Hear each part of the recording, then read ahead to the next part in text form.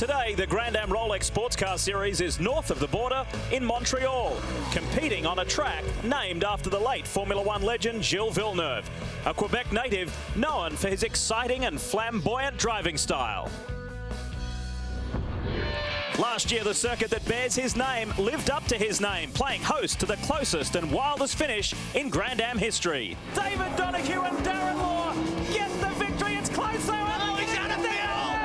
Can you believe it with the Canadians? Wilkins. Get it! No, they got robbed. These days, everyone wants their own slice of Grand Am glory. Ricardo Zonta and Nick Johnson victorious at the Glen. The most recent round crowned Chrome Racing a two-time winner this year. I'm very happy. You know, after the weekend, I think this is the best for us. Now NASCAR stars Carl Edwards and Marcus Ambrose want in on this deal. The stock car duo make their Daytona prototype debut in the middle of an intense title fight and on a famed track known for producing close results. Cousin Carl, the Devil Racer, and a sports car cast ready to make this show a hit. Next, on Speed.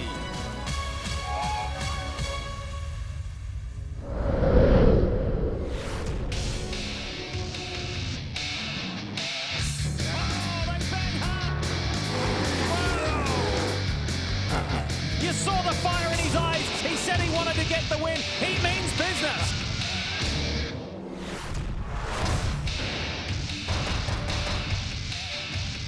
Few tracks around the world can boast 30 Formula One Grand Prix. This famed venue can, but it's also found some new tenants in the NASCAR Nationwide Series and the Rolex Sports Car Series. It's Grand Am's third visit in as many years. This is the Montreal 200 at Circuit Gilles Villeneuve. And Grand Am is proving to tweak the interest of more and more NASCAR stars. There are 3 racing here today, and Chris Neville is standing by with one of them.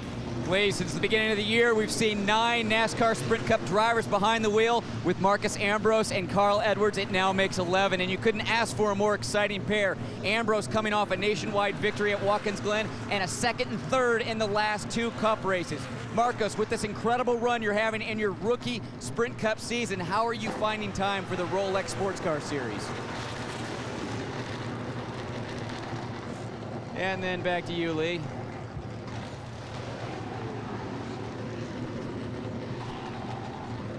Yep, since the beginning of the season, we've seen 9 NASCAR Sprint Cup drivers behind the wheel in the Rolex Sports Car Series. With Ambrose and Edwards, it now makes 11, and you couldn't ask for a more exciting pair. Ambrose coming off a nationwide victory at Watkins Glen and a second and third at the last 2 Cup events.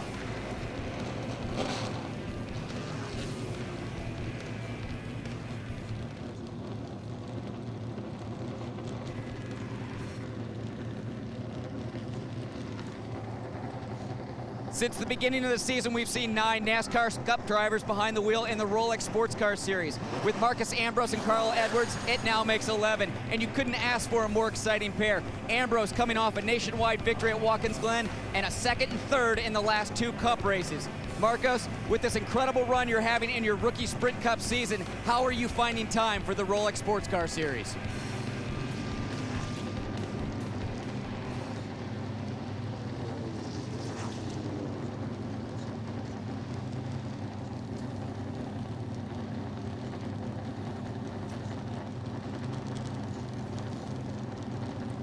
Perfect.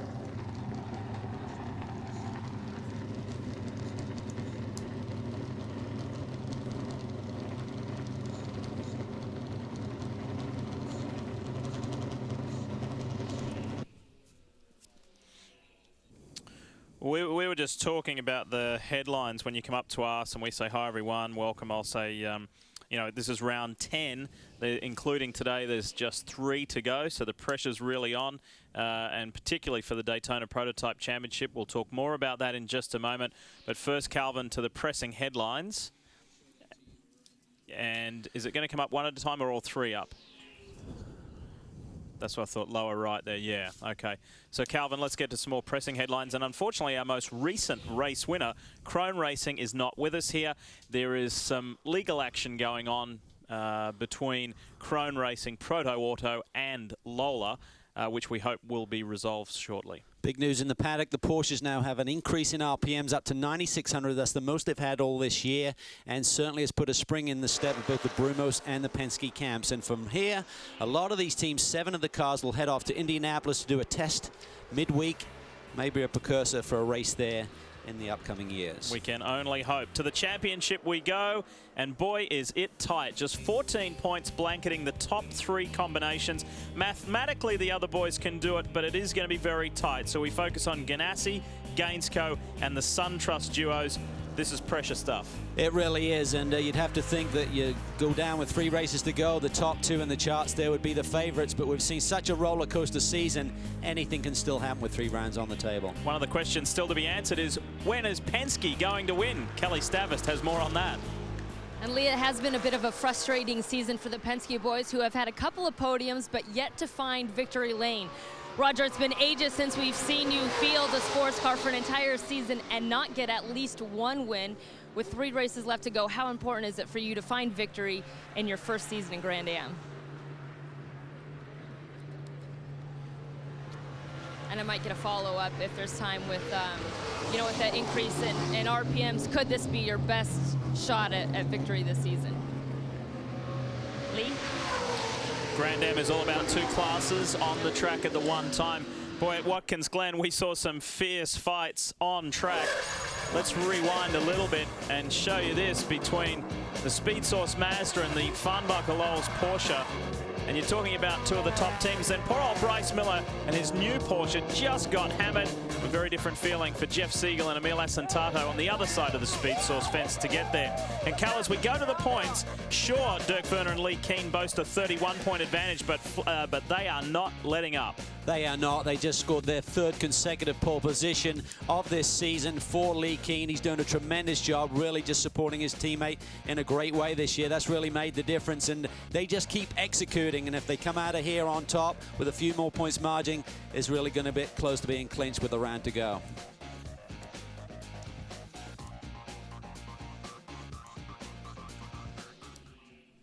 Okay. Right. Yeah. It's just that one, that first one. Okay, so what was your question again? You were going to point at me there, mate? I wasn't really listening. No. I wasn't. That was. I'll just say that, and then when you finished, I was going to say, Chris, are you ready? Yeah, boy. I was going to say, but what about our defending champions? There is a reason why you see just Kelly Collins there in 2nd place, and Chris Neville tells us why. Yeah, Lee, Paul Edwards had to miss Watkins Glen because of an injury to his shoulder after a mountain biking accident. And Paul, you've had a couple weeks now and lots of physical therapy. Is that shoulder ready? And the Drinking Mate boys still looking for their first victory of the year. Kelly? Well, Robin Liddell found victory here last year, or actually last year fuel strategy played out for Robin Liddell, who took the win in the GT class. But Robin, today with the weather, a number of factors could come into play today. What will it take for a repeat here in Montreal?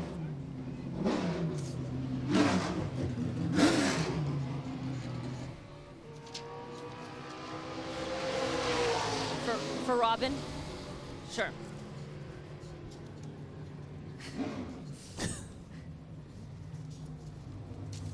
You got it.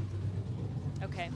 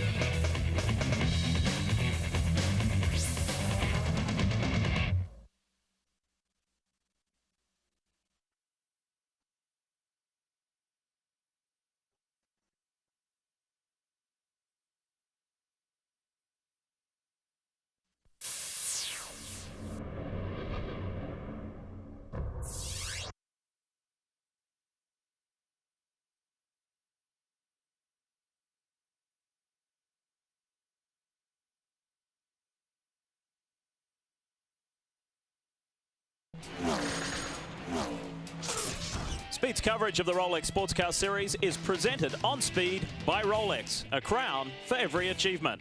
And brought to you in part by Pirelli. Power is nothing without control.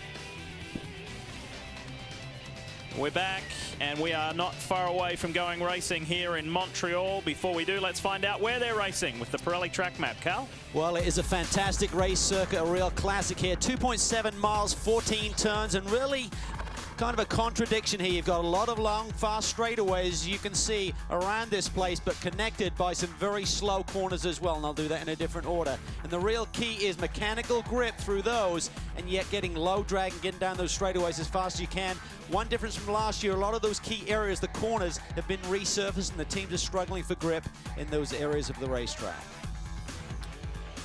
And the six-pack looks like... Is it full screen like normal? Yeah.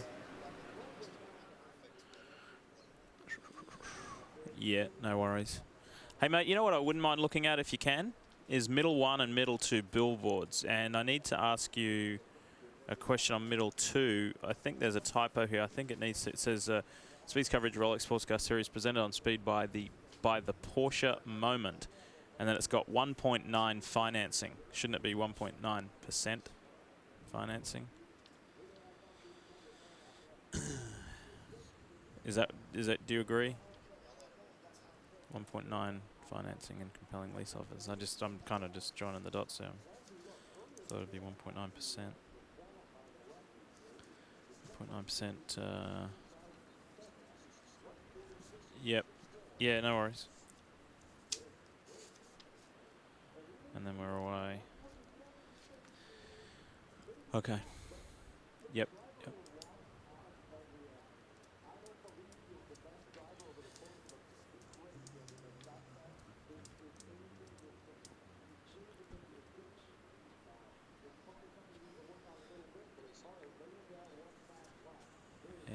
And 2, if that's okay. 1 and 2.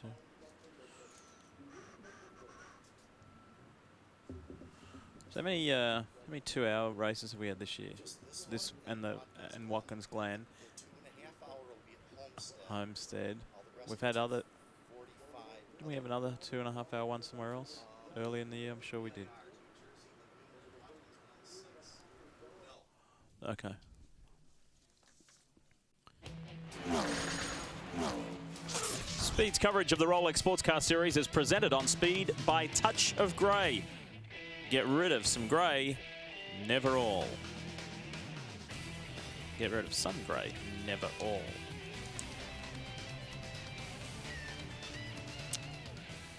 Kind of weird wording, isn't it?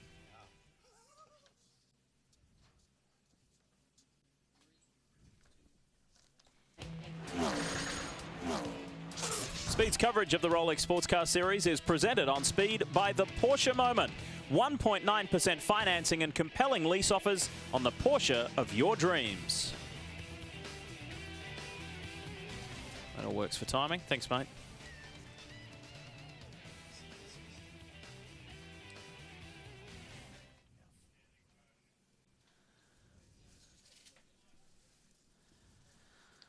I did this a bit loosey-goosey at the last race. I'll kind of get it back on track for this one, I think.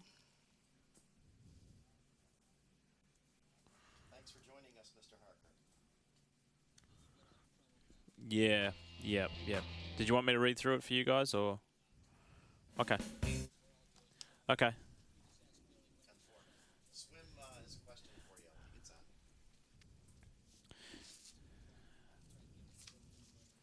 I'll just go and yeah, okay, no worries. Can you ask Harks if he got my message about Indianapolis tomorrow? Just got a 245, 6, 245, 250 miles. That's the one I was thinking of. Yeah, right. 245. I think we don't the really slab won't be over us. They'll just go to general. So we're going to have some discussion, which we didn't do in that rehearse first then, so we're just on there for more than a second. Or I don't know. Ask Greg.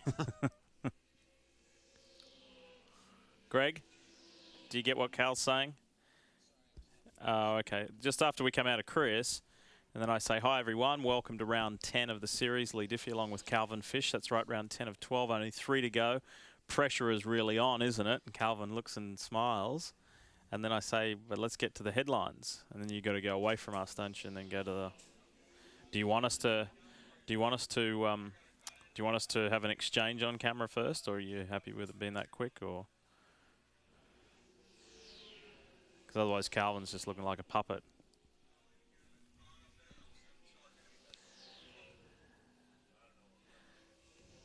Okay. Do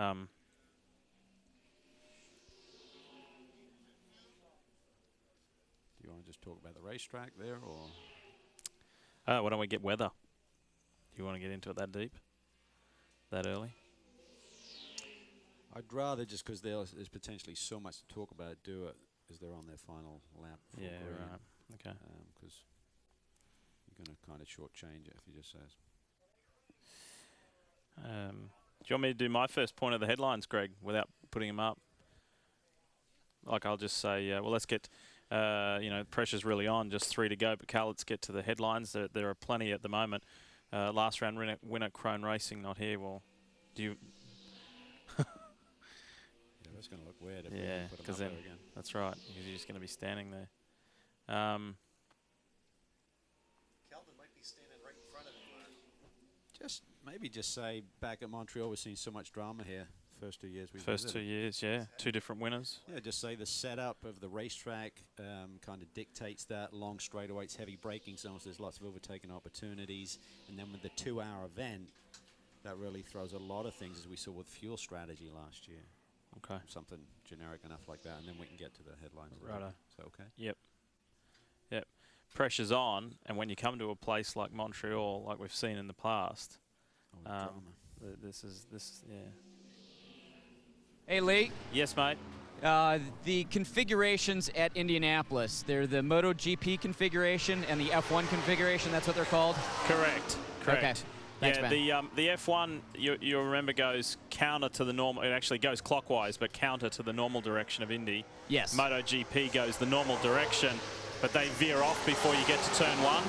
Yep. And they make a sharp left-hander into the infield, kind of, and then they go back out in between Indy turn 1 and 2. Yep. And then they come back around onto the F1 track from there. Yeah, I just wanted to make sure they called that the MotoGP configuration, No, yeah, or do they call it the motorcycle configuration? No, you're spot on. It's the F1 and MotoGP configuration. All right, thanks, brother. Yep.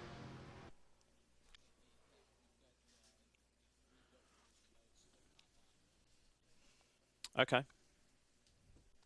And then once we get into those news and notes, we're done, so we can get rid of the boxes and sit down, can't we?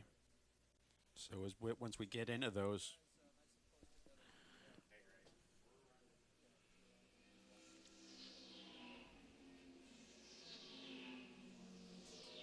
Yeah, so stay right like that. Generally, if I just take a little step forward, that should give me an extra inch or 2 on the height thing. I'm not. Hey, could you guys throw a question at Rick Rat? Yeah, Rick, he's listening. What's the best finishing position of any of the Cup drivers who have finished this year?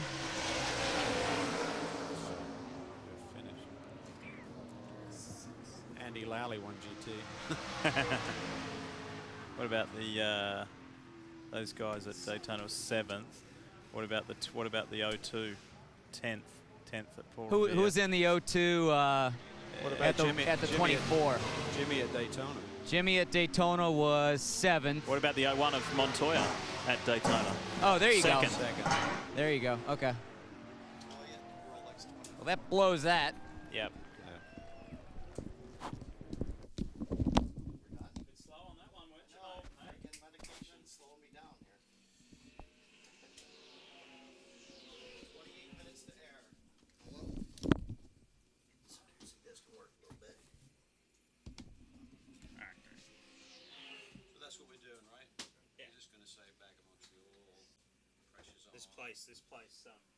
This place sets up for drama, Cal, doesn't it? Yep.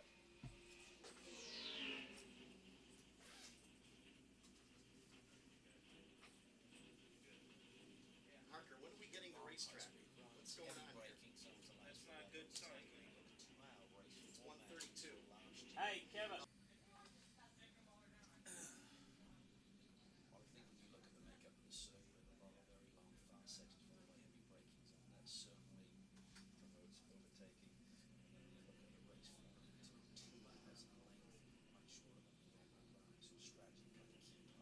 Hey guys, you still getting me on the program side?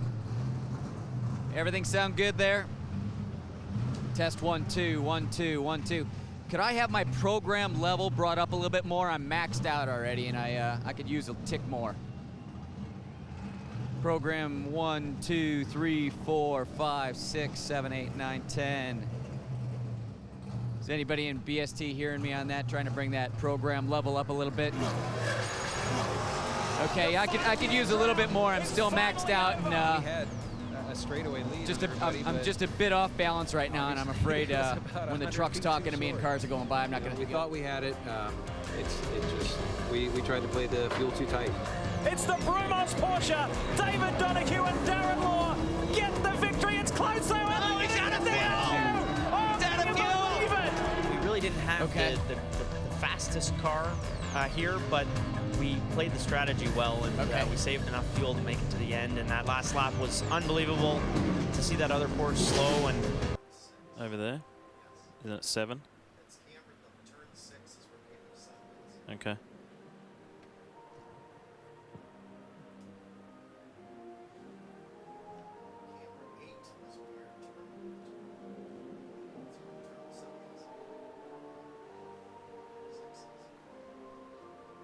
Formula One Grand Prix, this famed venue can, but it's also found some new tenants of late in the NASCAR Nationwide Series and the Rolex Sports Car Series. It's Grand Am's 3rd visit in as many years as Speed welcomes you to the Montreal 200 at Circuit Gilles Villeneuve.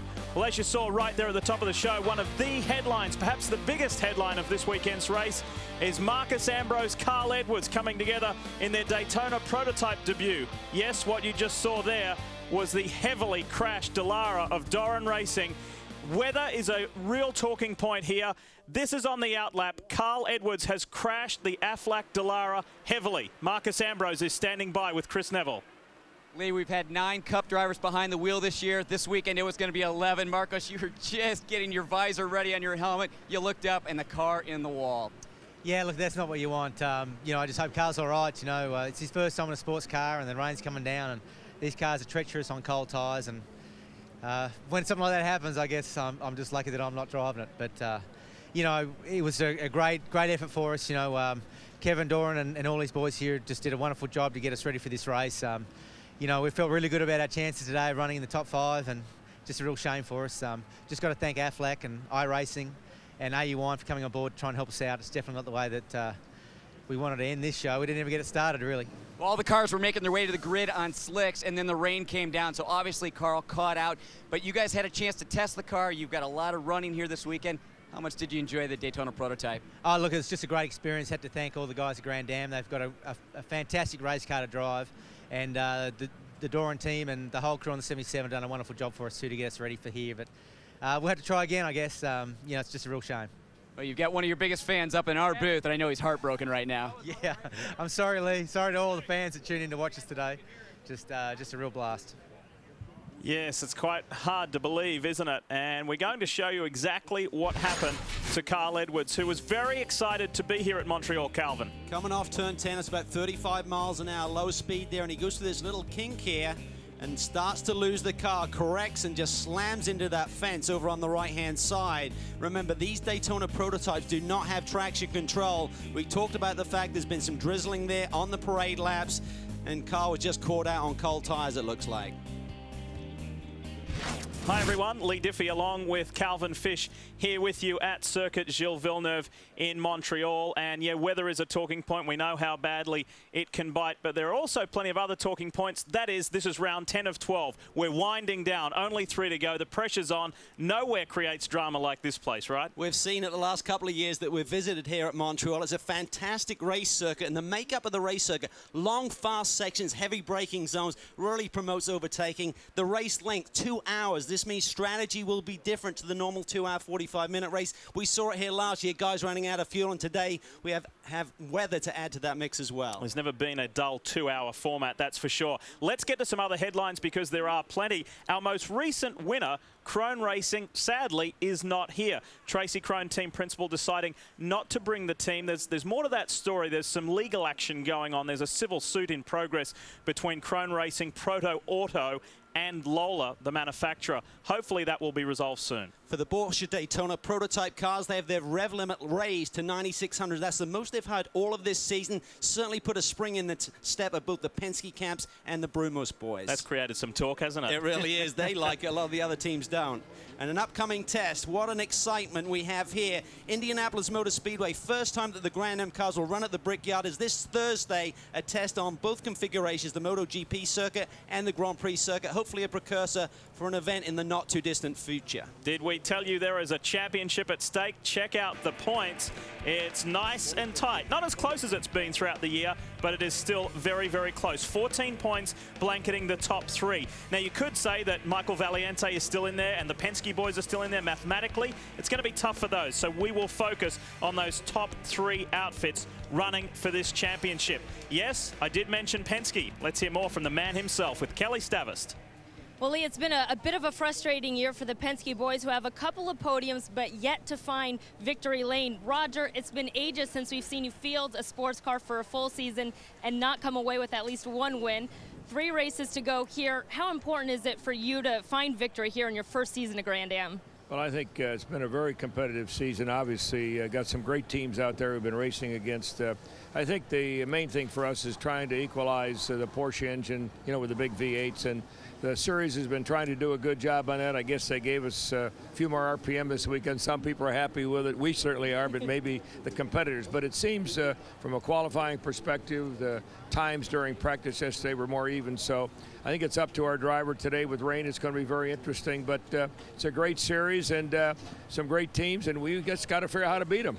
And that rain is coming down. What kind of decisions are you making now on maybe when to make that change into the rain tires? Well, I think they're going to give us a chance to put rains on. It'd be very dangerous for everybody to go out on slicks right now. I think we'll come back in, put rains on, and we'll see what happens. These two guys are great in the rain.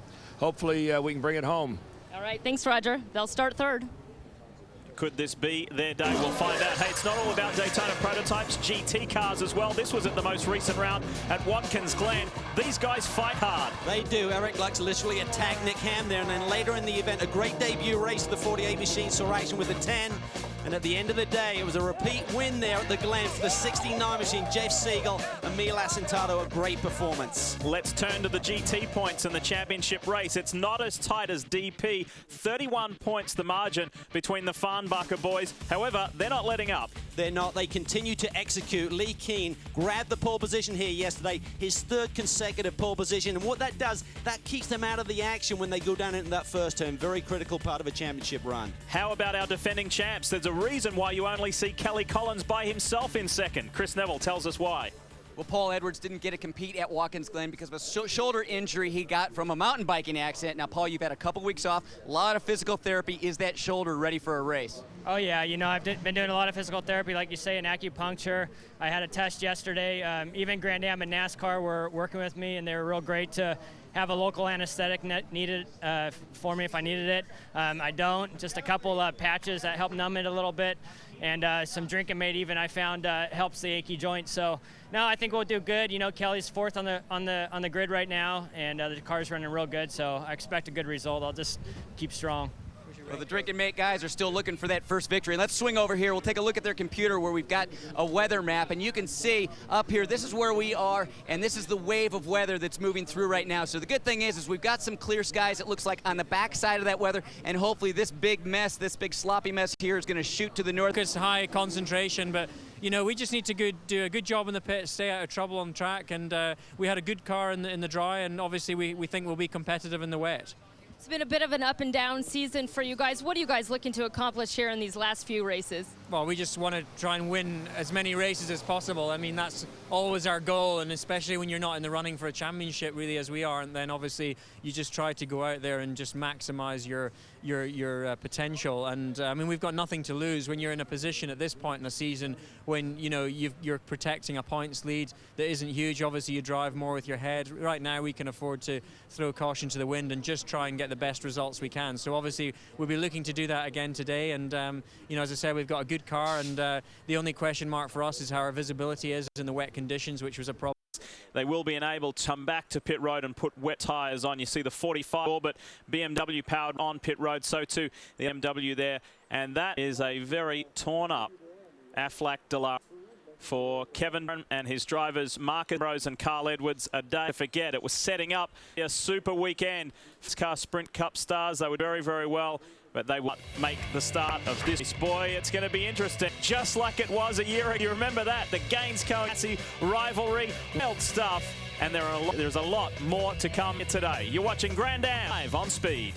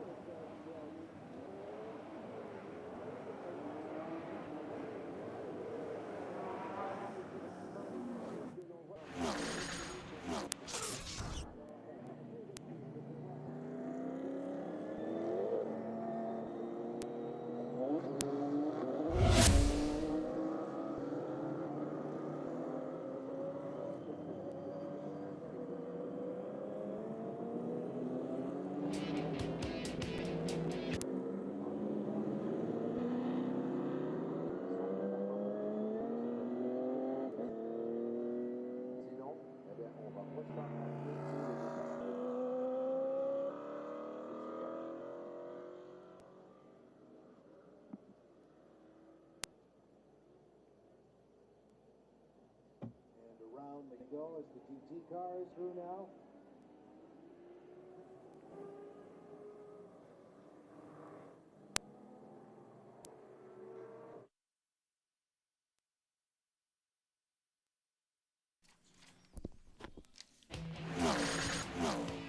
Speed of the Rolex Sports Car Series presented on Speed by Rolex. A crown for every achievement.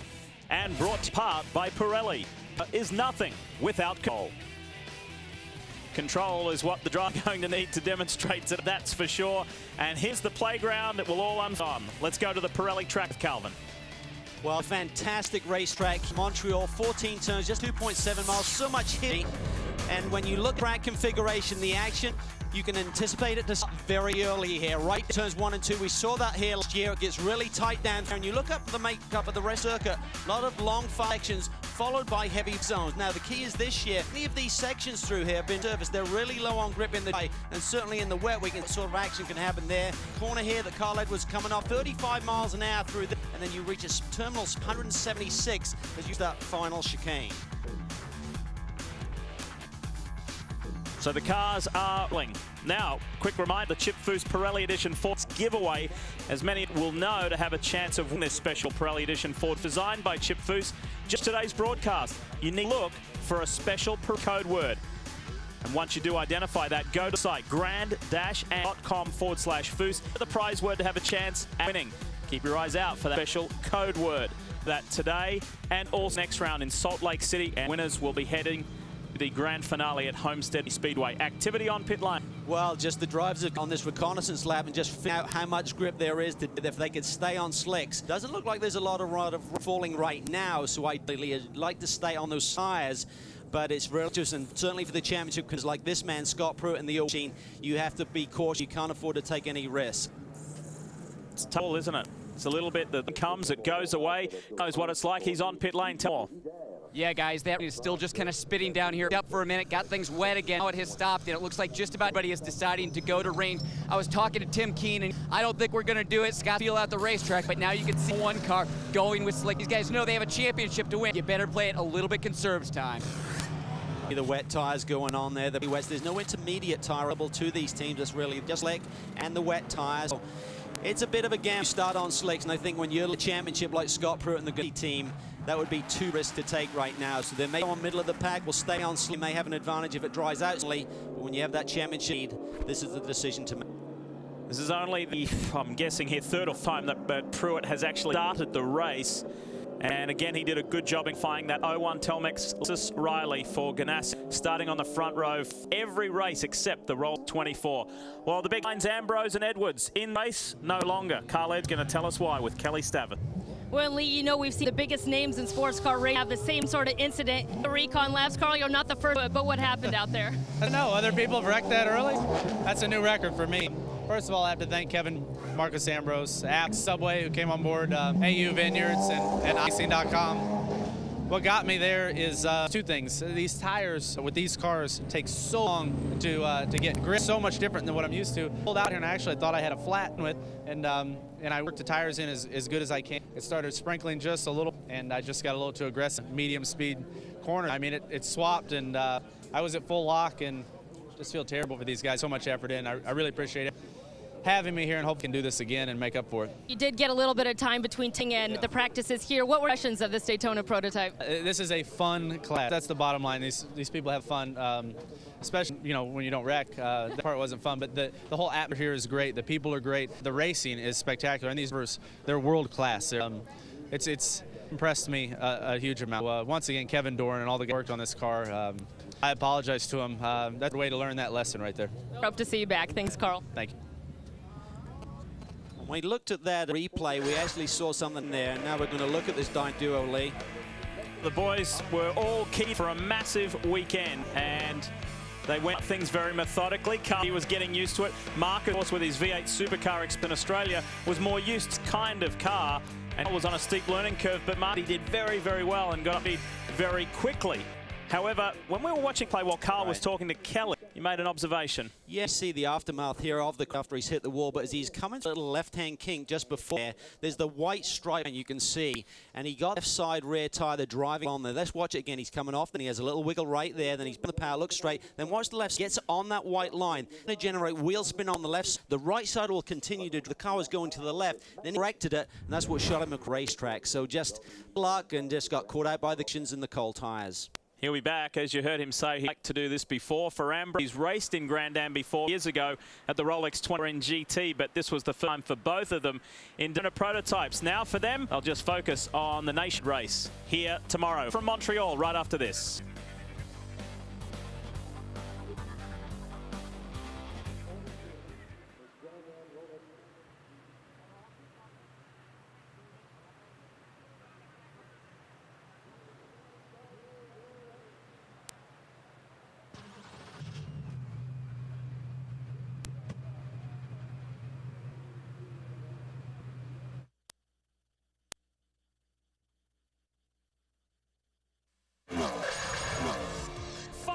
Drought finally over. We had a straightaway lead on everybody. Obviously, it was about 100 feet to. We thought we tried to play the fuel too. It's the Brumos. David Donahue and Moore get the victory. Close out. Oh, he's out of there. Oh, he's out of fuel. We really didn't have the fastest car here, but we played the strategy well and gave enough fuel to make it to the end. And last lap was unbelievable.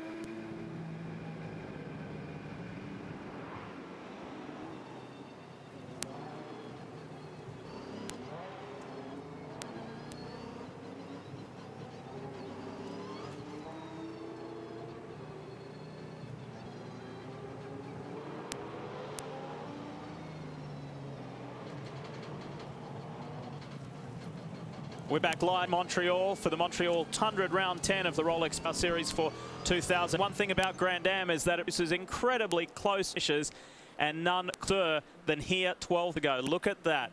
4 thousandths of a second, closest winning mark ever in Grand Am history. Remember it? How could you forget? The 5-year drought is finally over. Had a straightaway lead, buddy, but obviously it was about a beat too short. Thought we had it. We tried to play a duel too tight. It's the most Porsche. David Dew and Darren Moore get victory. It's close though. Oh, look at that! Oh, believe it! We really have the fast car here, but we played the strategy well. We saved enough fuel to make end, and that last lap was unbelievable to see that other poor low and just to make that call to go right, and Garcia went left, and it was unbelievable. I mean, it's just hard to just feel like I can still remember it right now, and to be back here, and we're just hoping we've got the pace to be right up front again this year. One moment for the Canadian team. Darryl told me earlier this weekend, I can't wait through this weekend because when anything was about Montreal, they remind that final lap. I said, how do you think, oh, mate? I gave you the win. You get it. We keep reliving it for you. So it's rolling, and we're getting a delayed start, of course, for the Carl Edwards crash, and of course weather. It's going to be just one of those afternoons. Same as always, folks, as we go to the analysis, two classes on look at the same time. The point of difference there is right at the bottom. It really is. 2 hours now. Tory pit stop before the first 5 minutes is complete, being made, and that's really going to be a crucial part in this strategy. Remember, when you're a fuel map or when you're in the rain, you save a lot of fuel. Actually, we saw guys running out in the. This rain will certainly affect that fuel mileage. The car's wet and could put a lot of these on a one-stop strategy. You wait until around that 45-minute mark. People talk about a one-time for AIM Autosport, and young Brian Frizzell was with AIM last year, switched to Wayne Taylor's Sun Racing this year, and here's the defending Rainer, and he is in championship hunt. He and Matt Gilley can still win the 2009 Grand Am Rolex Plus Series. He needs a good start, no mistakes, keep it straight, and hand it over his teammate. They have formed quite a nice duo, that's for sure. He's really done a tremendous job. The unfortunate incident at Bar really cost the team in the champion. Now we're on board here with the 55 car, the Scott Tucker. In the gym this morning, he's pumped up today's race. He said, I haven't really driven a car in the wet very much. It's going to be a new experience for me, but this team is coming off a pole finish at the last round. It was Glenn. Did you get lost? We for the coffee machine. To the 58, and David, Darren Law continue to change strategy. David qualifying time round, but a little hiccup, boys, post-qualifying. Yeah, they qualified fourth. They really looked to be on. They looked like two Porsches on the second, and then they had a problem in post-qualifying tech. It was 4 pounds underweight, so they back of the Daytona prototype field, and the reason to starting, he said, I wanted to give the chance for redemption here at the end today. From the 50 to the 61, yes, talking a lot about AIM Autosport. Young Mark Wilkins, who that win with Brian Frizzell last team, won twice last year. They had to win this year, and they're doubling up. There's another car under the AIM Sport umbrella. Huge support here for them. The team is not from the Montreal area, they're from the Toronto area. A lot of fan base, a lot of family and friends seeing this team, so we win well.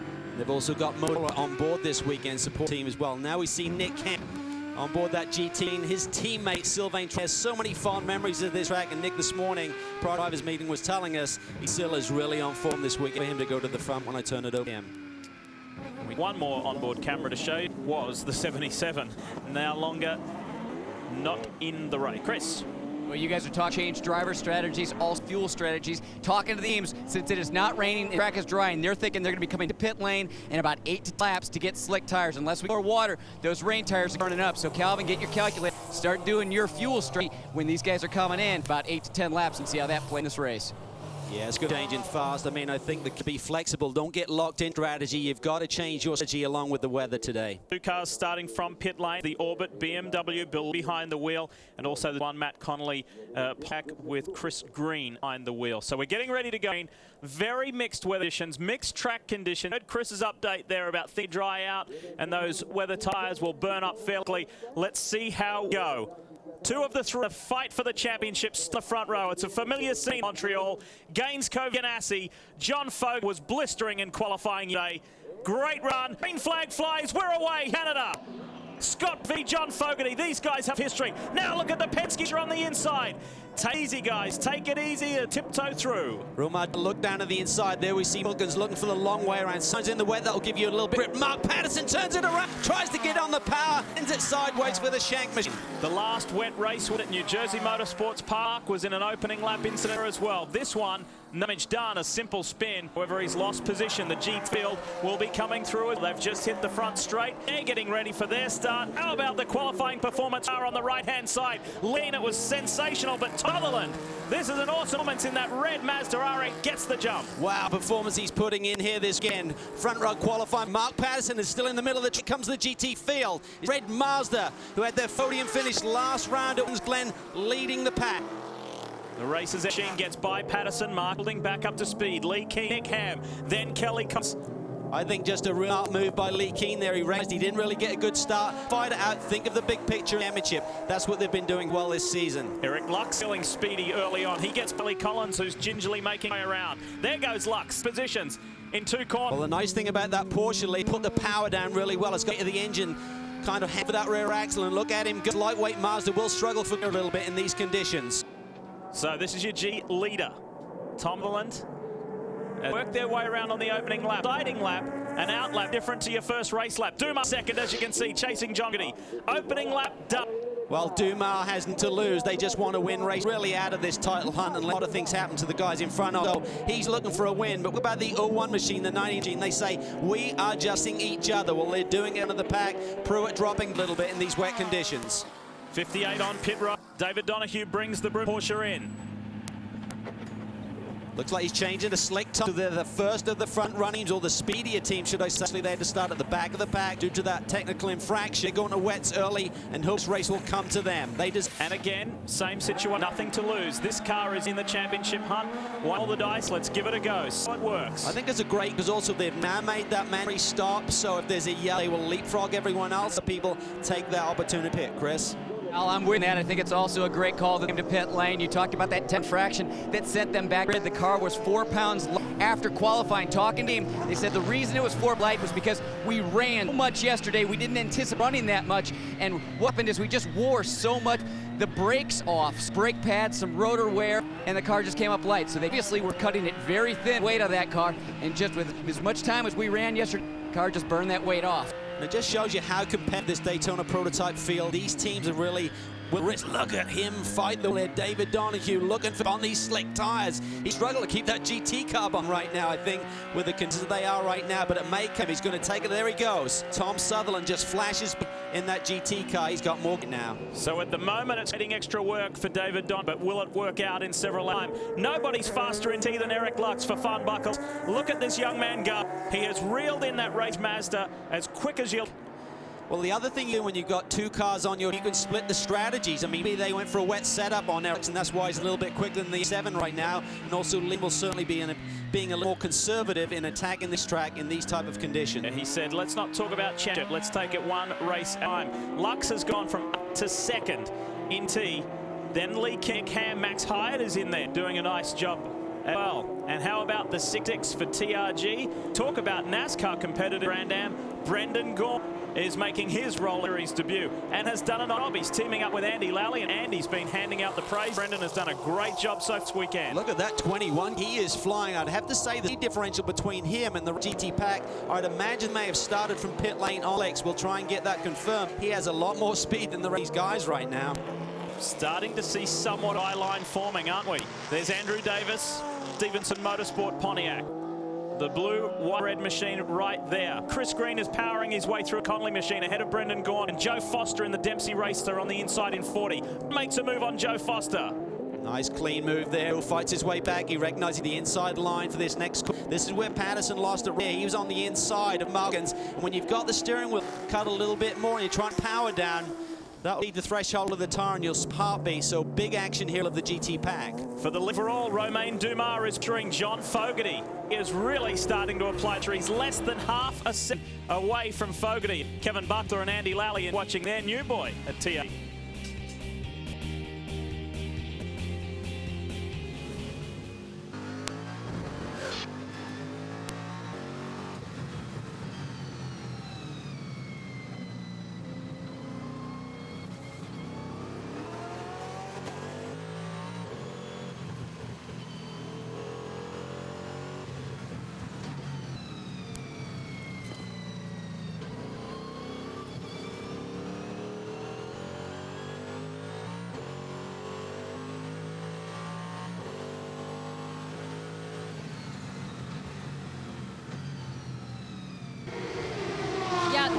The 87's on slicks, the 86 is on wet, and Ryan Sellers was just telling me is he thinks a lot of the guys behind them are on slick, hoping it'll dry out and that they'll come in and put them on. He said that they're on rain tire now on the 86.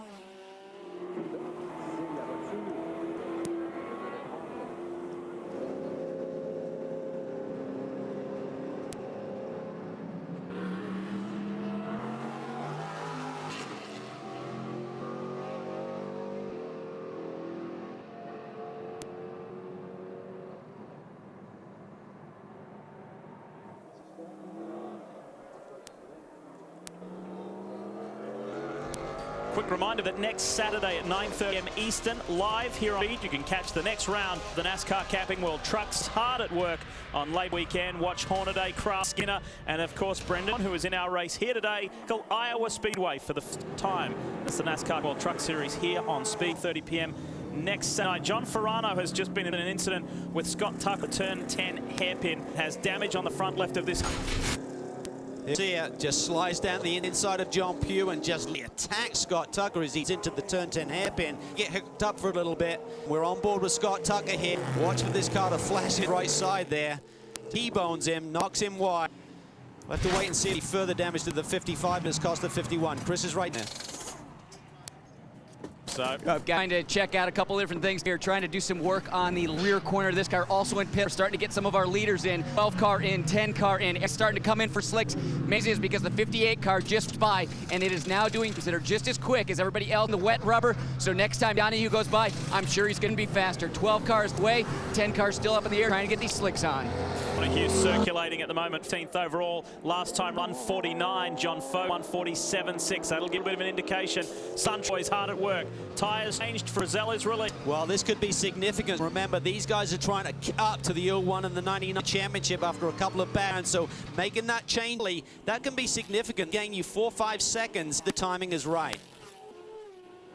It's caught our overall leader. Here is John Fogarty. Never won at this, the Gainsco team. They'll change that little on the team's resume. Hey, so far, so good. Third consecutive for John Fogarty, and there is Yap all the way back there to Pruitt, who's now in second position, and Mark Wilkins running for the pit stops by the other front runner. Good start from young driver Mike Forrest. Mike's in 4th overall. Remember, been a little bit of jostling. Several come into pit, so it's elevated him somewhat, but a good, solid. Ricky Taylor will take over the second part of this race. So the boys are set up. Here's Pruitt. Yeah, I was going to see he's going to try and fight through that Gagler T traffic. That would cost him dear, so they had to make the call there. Timming brings him down pit lane, and here is our leader, Fogarty. Stay in the car. He's not at the 30 mark, so expect him to stay in. He'll be in a rhythm with this race, so if it dries out, that's the ideal area where he can read the conditions, know where it's a little slicker rather than throw his driver in. One of the points on our race analysis, Chris.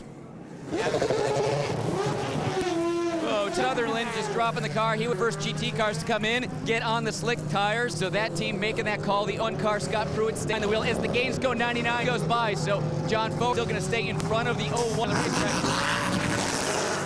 Good stop. Good stop by the Telmex. Pruitt back out. The one car, the winning car from last, also in. Mark Wilkins staying the wheel as they're going to slick 2, guys. Pruitt there struggling for grip. They'll stay off the racetrack, trying to get them down. And this is the crews really earn their money. You are faster on those tires. Normally it's hidden within the fuel stop, but when you get a condition where there's only a splash of fuel going, it can make a big, big difference. Cal, that's where these are earning their money. This is all these drivers are going to be earning these outlaps on these cold tires. Something that these drivers have struggling with all weekend is getting the tires up to temperature. Not a rip on this racetrack, not very abrasive. So it takes a lot of laps to temp, even yesterday when it was warmer. So these outlap day on these slick, cold tires going to be very interesting to see who kick off the quick times. Some of them going to adding a little bit more downforce, so starting with higher air pressure to try and get the car up to speaker. Kelly. The 80 Farnbacher Lowell's Porsches, they were leading Eric Lux, who had a stirring start, but now they're going to Slicks, taking off those wet tires. Their teammates in the 87 already had the slicks on, should be good to go.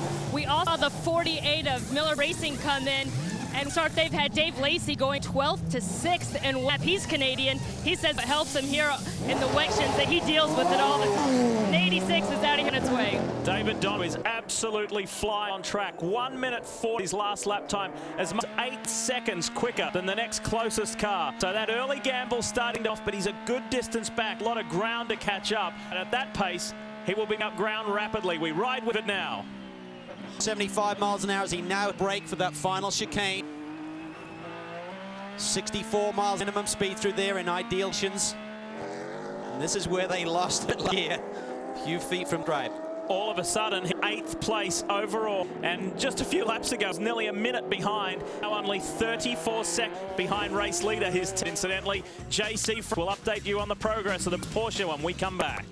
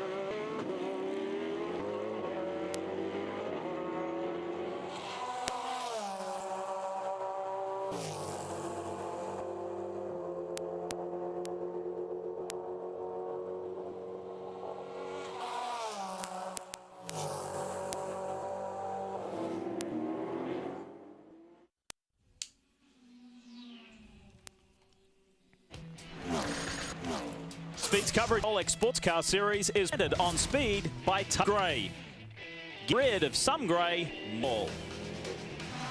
Glad you could be with us back at Montreal. You're watching Damn live here on Speed. You're watching Penske Racing. Romain Dumas, the Frenchman, the very fast Frenchman, out in front. He's got a 3-second gap over Fogarty. The 59 Brumos of JC France was in the lead. However, he's yet to pit for those dry weather tyres, and this man here is running away. First time the 59 has had a Grand Am race, incidentally. It's the Rolex 24 earlier. And JC will really be now on these wet tyres. You can see the track is almost dry. Leaders now getting about 2 or 3 seconds from their qualifying pace of the track. Certainly as good right now, but JC, these wet weather tyres, they'll just be swinging around. You don't have the contact, put the power down anymore. Braking will be atrocious, so struggle. I'm surprised they're keeping him out. They need to pit now. All right, what's the feeling in the Penske? Keep them in the lead right now. Well, Timo Bernard, Romain Dumas there in the lead. Team guys are giving some RPMs back. This is your best chance, and yet this season. I mean, we had a lot this year. We had a lot of races where at the end we had some bad luck and didn't get a podium or a victory. Right, looking very good, but the race is still low. And right now, Team Penske did a great job. I mean, Romain's doing a good job. We hope to get a victory for the Verizon Wireless team. We'll see. I mean, it's still to go. I hope to do my best at the race, and we don't know where the weather's going to go. But at the moment, it's looking really good. You guys have come off multiple championships, and this year's been a bit of a struggle. What has it been like to be at that and have a season quite had? I mean, we had a tough season this year for a long time. We haven't won. We haven't podium for 5 races. But that's motorsport as well. We have to learn from it, learn every race weekend, and think from rules. We've been also a little bit bad part, you know, but now we've back some RPMs that helps as well. We're doing not so bad out.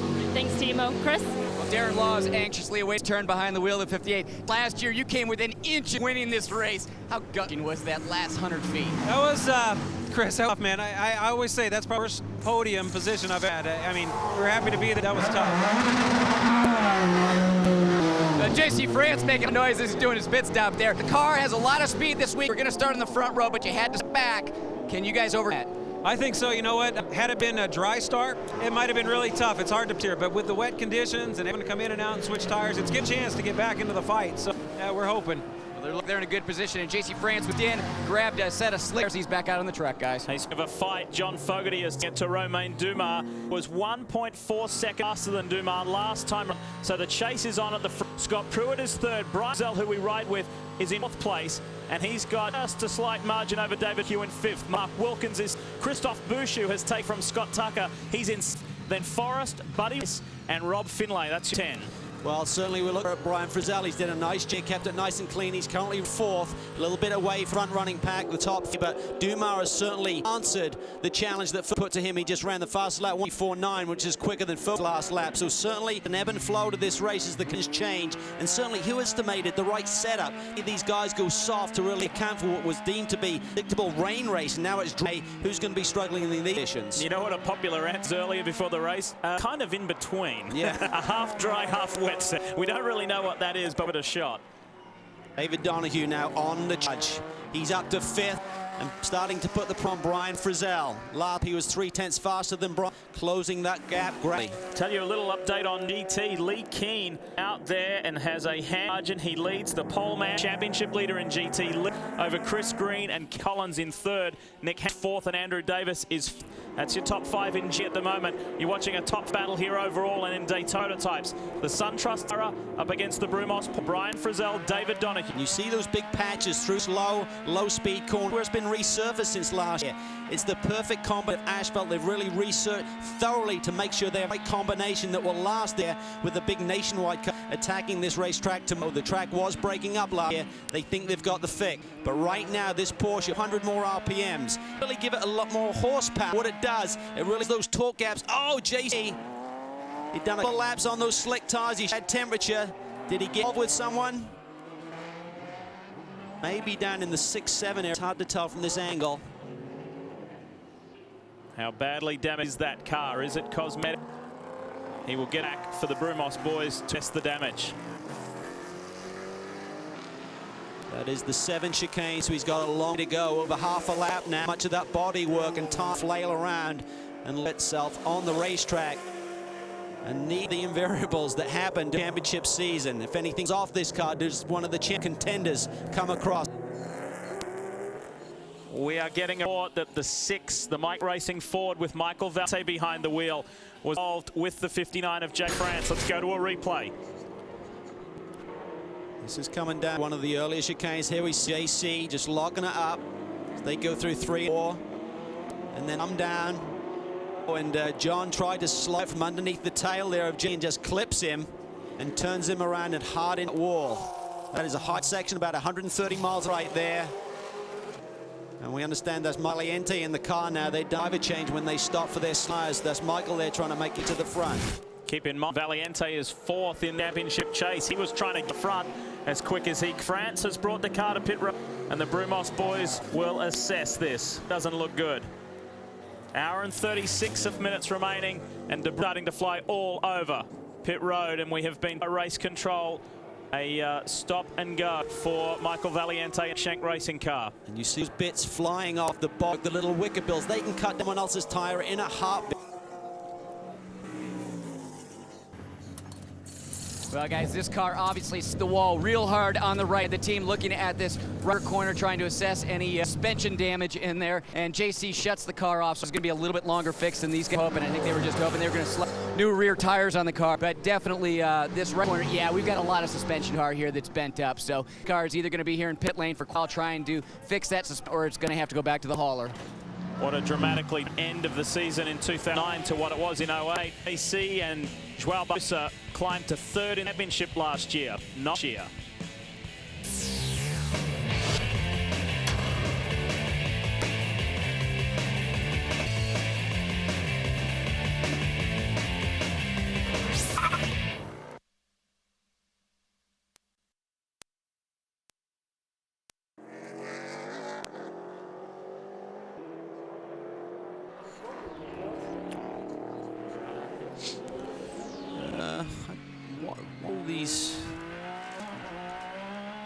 All the GT cars that are there, Chris and Kelly, assume they must have started on slicks. They didn't make pits. I thought someone of the 87 was on wets. He hasn't pitted. No, the 80 was on slicks. The 86 was on wets. So the 8 had to come in and switch. Okay. And the 21 switched right before green flag. Right, so they were back, yeah. So the 70 and the 11 and the 40, they're all on slicks. Just checked with 7, they are on slicks. We saw the 30 do that change. I'm going to check in with the 57 quick. Yeah, I'm assuming must be, because they would have had to have by now, which they haven't done.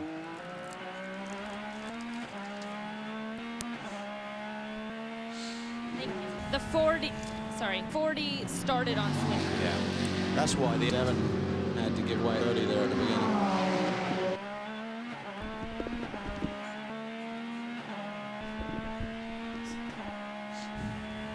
57 did start slicks. Thanks, mate. I think the 21 little love here. They're running second. Awesome. Yep, from pit lane.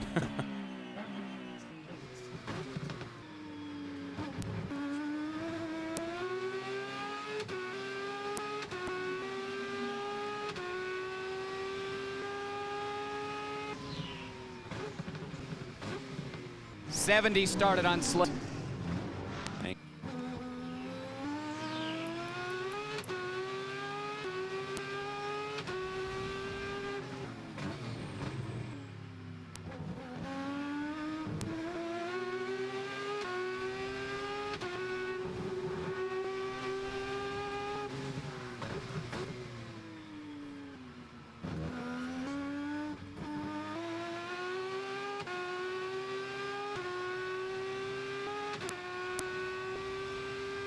First time ever, there was a fairly healthy carrot dangled in the driver's eyes participating in this 4 series in UK that you can see on that graphic about the Sunoco Driver Challenge, and whoever amasses the most points, and there's more to it than simple, by the end of season 2009, they will win a spot in a Daytona prototype next year's Rolex 24. Leading the way this week, Cal. Well, Garofal still has the lead, but you know, point, that's an average points on down since the last round. His co-drivers at the last race, bit of a problem. They didn't have a great result. His average point score has gone down, so it's now pretty tight, less than 10 points.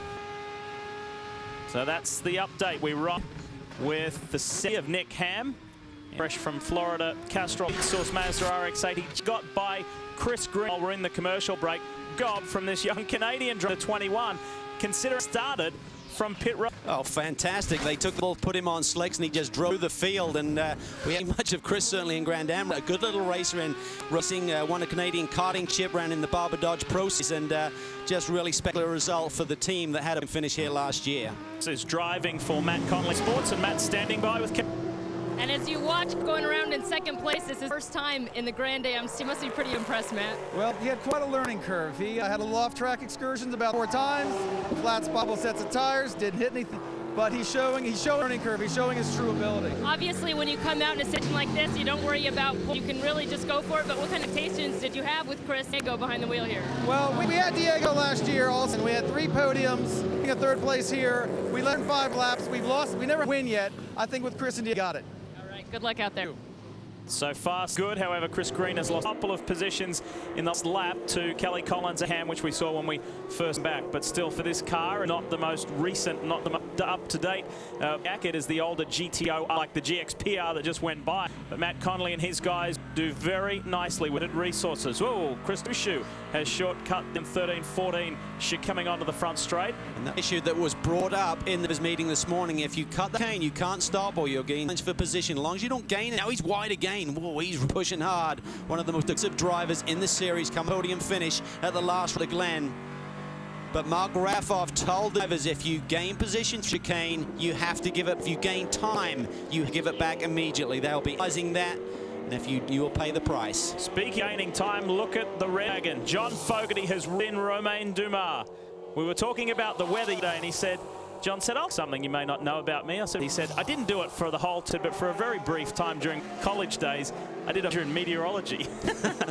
And he said, it hasn't really that much. He said, but I do find it quite interesting. That was certainly of candy today, with everyone scratching their heads, looking at the sky this morning's hours, just wondering, see at race time. Romain Dumas certainly feeling Fogarty has dropped it into the mid-33 range, and Dumas is in the 34, so certainly the 9 car has a lot of speed. Remember, they're 4 points behind championship, and right now, Pruitt behind them. Both chassis cars. It's a Porsche power plant in the 12, and it is a Pontiac power plant in the 99. And they're also looking at their options for next year, with GM support going. Will they stay here with this plant? Spoke to Bob Sings this morning. He said there's one very good option we're looking at. I should know more in a couple of weeks. What a contrast as far as experience on circuit. Gilles Villeneuve in the Verizon Wireless Penske, but neither driver had driven here in the 99.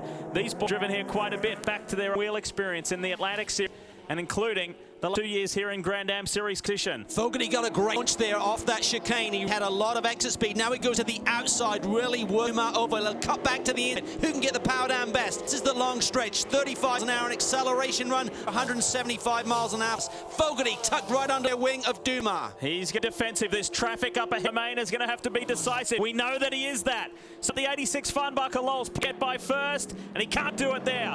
Into that complex and onto the front straight. Watch them down into 1. Remember the big picture. Fogarty got a championship to think about. Dumas has nothing to lose right now. The way the championship standings are, he, Roger Penske, Timo, but they want victory. There's a big gap. There's a substantial gap between this car here, the 99, and the in line, which is Scott in 3rd place.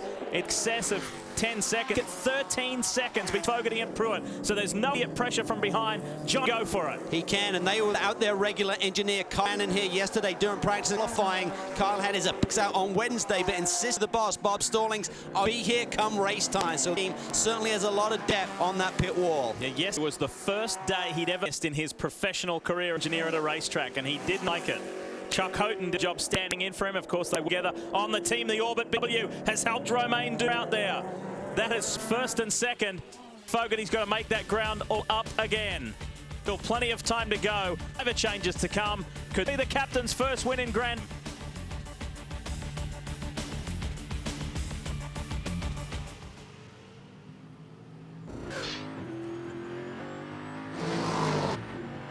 Hey, guys.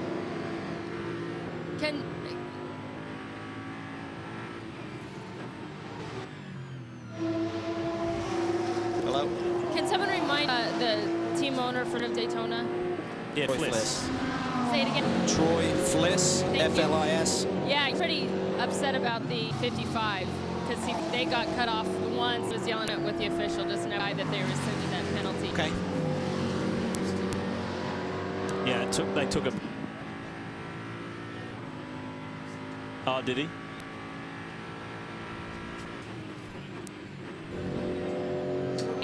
get him back, position back, but, you know, Troy's saying he's all over the course, you know, send him at lane. Anyway, just a heads up.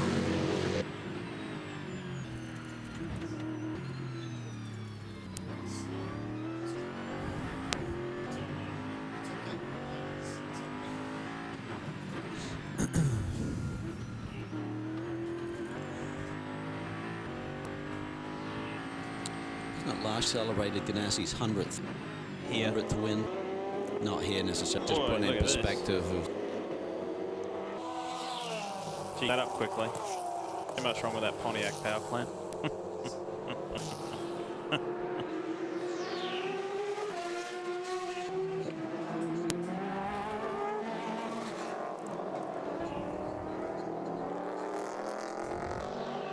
I find these, whoever's talking to the 87, find that a very bold move that they did. Lee Keen on slicks, guys. I was going to talk to Werner.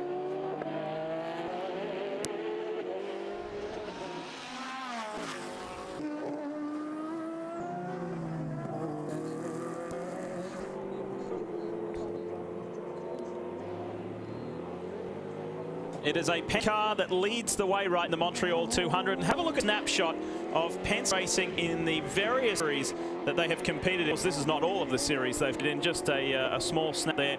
And look at the success. Wide variety of series they've competed in. And right down the bottom, question marks everywhere. Not yet to stand top step of the podium in Grand Am Sports Car Series. And it's not going to be easy today if the Gainesville boys keep anything to say about it. Here we pressure once again from John Fogarty. Is so strong in the kicking zone, and that is really a key element to being fast around this race. You really want to try and trim the cars out. That not only affects the downforce through the corner, affects the downforce in the brakings too, but the 99 really been the masters of really creating a car that has good ability braking zones throughout the years. You remember that braking zone 12 ago when he and Scott Pruitt together. John was livid after he was handed down a penalty. Some argued it was the right call, some it wasn't. It was what it was, and John had to do the penalty, and he's being very mindful of that now in his pursuit of Romain Dumas. Leading order is Dumas, Fogarty. That hasn't changed. Now John is trying to make the most of traffic.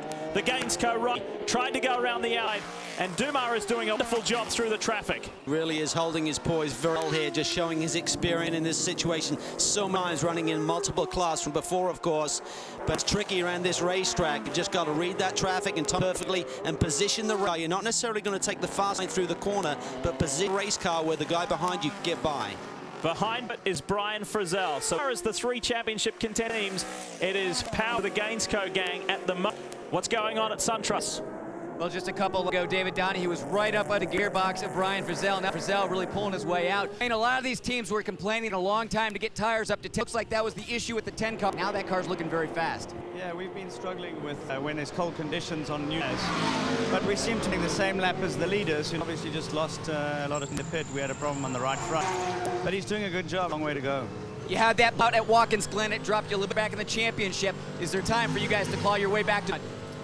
Well, obviously, look at every race, we're going to try and win it, but as you can see, Porsches are really fast, so something new to the mix. But, you know, I guess the probably on those guys more than it is because of the deficit, so you can concentrate on just trying to win it here. Well, Brian Frizzell laying down some of the quickest laps on the track, so maybe today will be okay.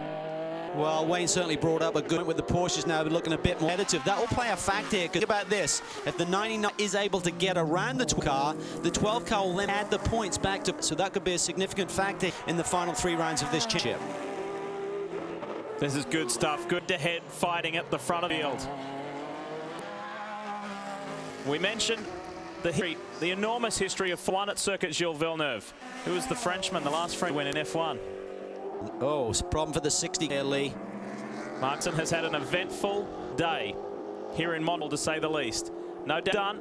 He's able to point it in the direction and get going again. Quite really well. Spot, which was then promoted to 6 with the 50-yard problem after qualifying, getting put to the back. But the Mike Shank boys just can't catch a break. We saw Valiente get into the 15 machine. He had to suffer a drive penalty, so things not go away again today. Dumas will hand over to Bernard. Fogarty will hand over to Gurney, but before he really puts the fight to this man here in the Penske. He's pounding him now with less than 20 minutes to go. He is really using the road. He's all the way over that, being on the exit of that final shift, just looking for the exit speed. Maybe be a little bit closer and be in position into these breaks to take advantage. Remember the two aspects on our analysis: 30 minutes every must do to get championship, and every car must stop within the first 40 minutes. Those criteria have been spied here. Not a problem. What's the team leader think about the 9, Chris? Well, his car go around the racetrack, right? Bob, points are so important. Races to go here. How much are you putting John on to try and get to this race? Well, yeah, John knows what to do. We've already told him a couple times, careful. We're really not racing the car. All the get at stake if we beat that, but the better for us. So we'll leave it up to him. This is starting to look a lot like 2007, the battle between the 0 and the 99. What did you learn from that year to try and the 01 car? Well, I mean, there really is no magic. You got to stay on the track, obviously. Folks, only 2 races, Salt Lake City. Look at Fuzz, he's as close as he's been. Pull the draft, is there an inside move in the scene? Yes, there is! Down at the inside, very late on the break. Don't think Dumas will be able to here coming off that final chicane. Fogarty gets the hammer down. Just a brilliant move. He was patient. He got prime position there. Dumas went right, eventually went back to the north line, and that's where John Fogarty took advantage of the situation. See the car moving on heavy braking. That was right to the limit on Fogarty. The GT leading car is in. The 87 Fokker Lowles, and now Lee King out, and Dirk Werner will take over driving duties for this car, hunting for a championship. They said, oh, they have to be careful because Alce is going purely for win at this point. But at the same time, said we don't want to do too much different because what we've been doing, been working, and they're having some issue now getting plugged in here there for Dirk. It doesn't look like it's going to affect them overall as they're still fueling up. Just behind them, we also see the D-Racing number 40 come in. So Charles S. will be taking over those driving duties for Foster. Patrick Dempsey is not able to drive this race because he's still filming a Wolf's Brother movie. He's disappointed, but hopefully we'll get to talk to her in this race, guys. This fuel has taken an eternity. See the consternation with the crew in their body language, like what's on with this refueling. The is leapfrog, so like they may not be getting flow. They wait for it to bubble. There it is. That was a very slow fuel load going in there, so I'm not sure. I didn't have it connected when he initially inserted it into tank. Bit of a mystery then. But talking about being conservative, Kelly, I am very surprised. These guys started on slick. Since found out that information, we saw the car, Tom Sutherland, and me go to the front. And that was because Ling was on slick tires. Amazed at that decision with the championship line.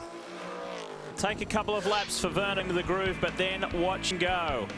You want Montreal 200. Here's speed. More when we come back.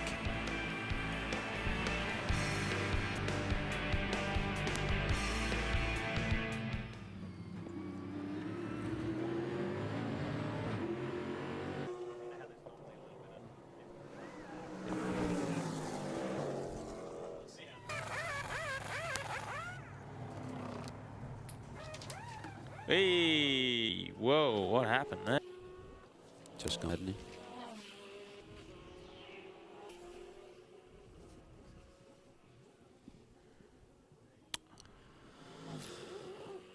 Hey, you can see the 07 still up here. Driver change taken away. We're trying to get Edwards buckled in. They've been done with fuel in time for probably 10 seconds, probably 15 since. Wow. So losing a lot of time here. Just him slow, Chris, with his shoulder. He was actually quick getting in. It looked like just going up. Leighton was just didn't go very smooth. Can we follow the 87, Kelly, and find out without refueling?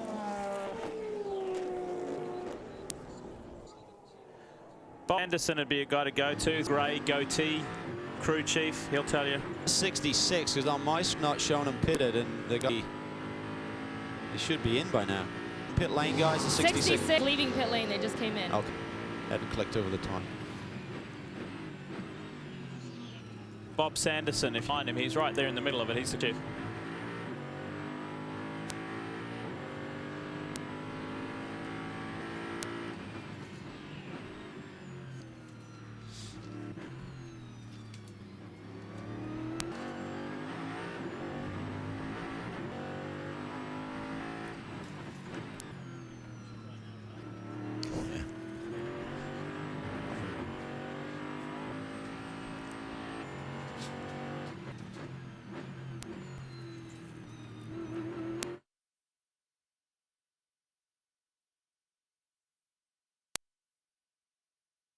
So, Carl, that'll be a lot of fun for everybody. If you're thinking about turning your money and you're looking for excitement, Think Las Vegas.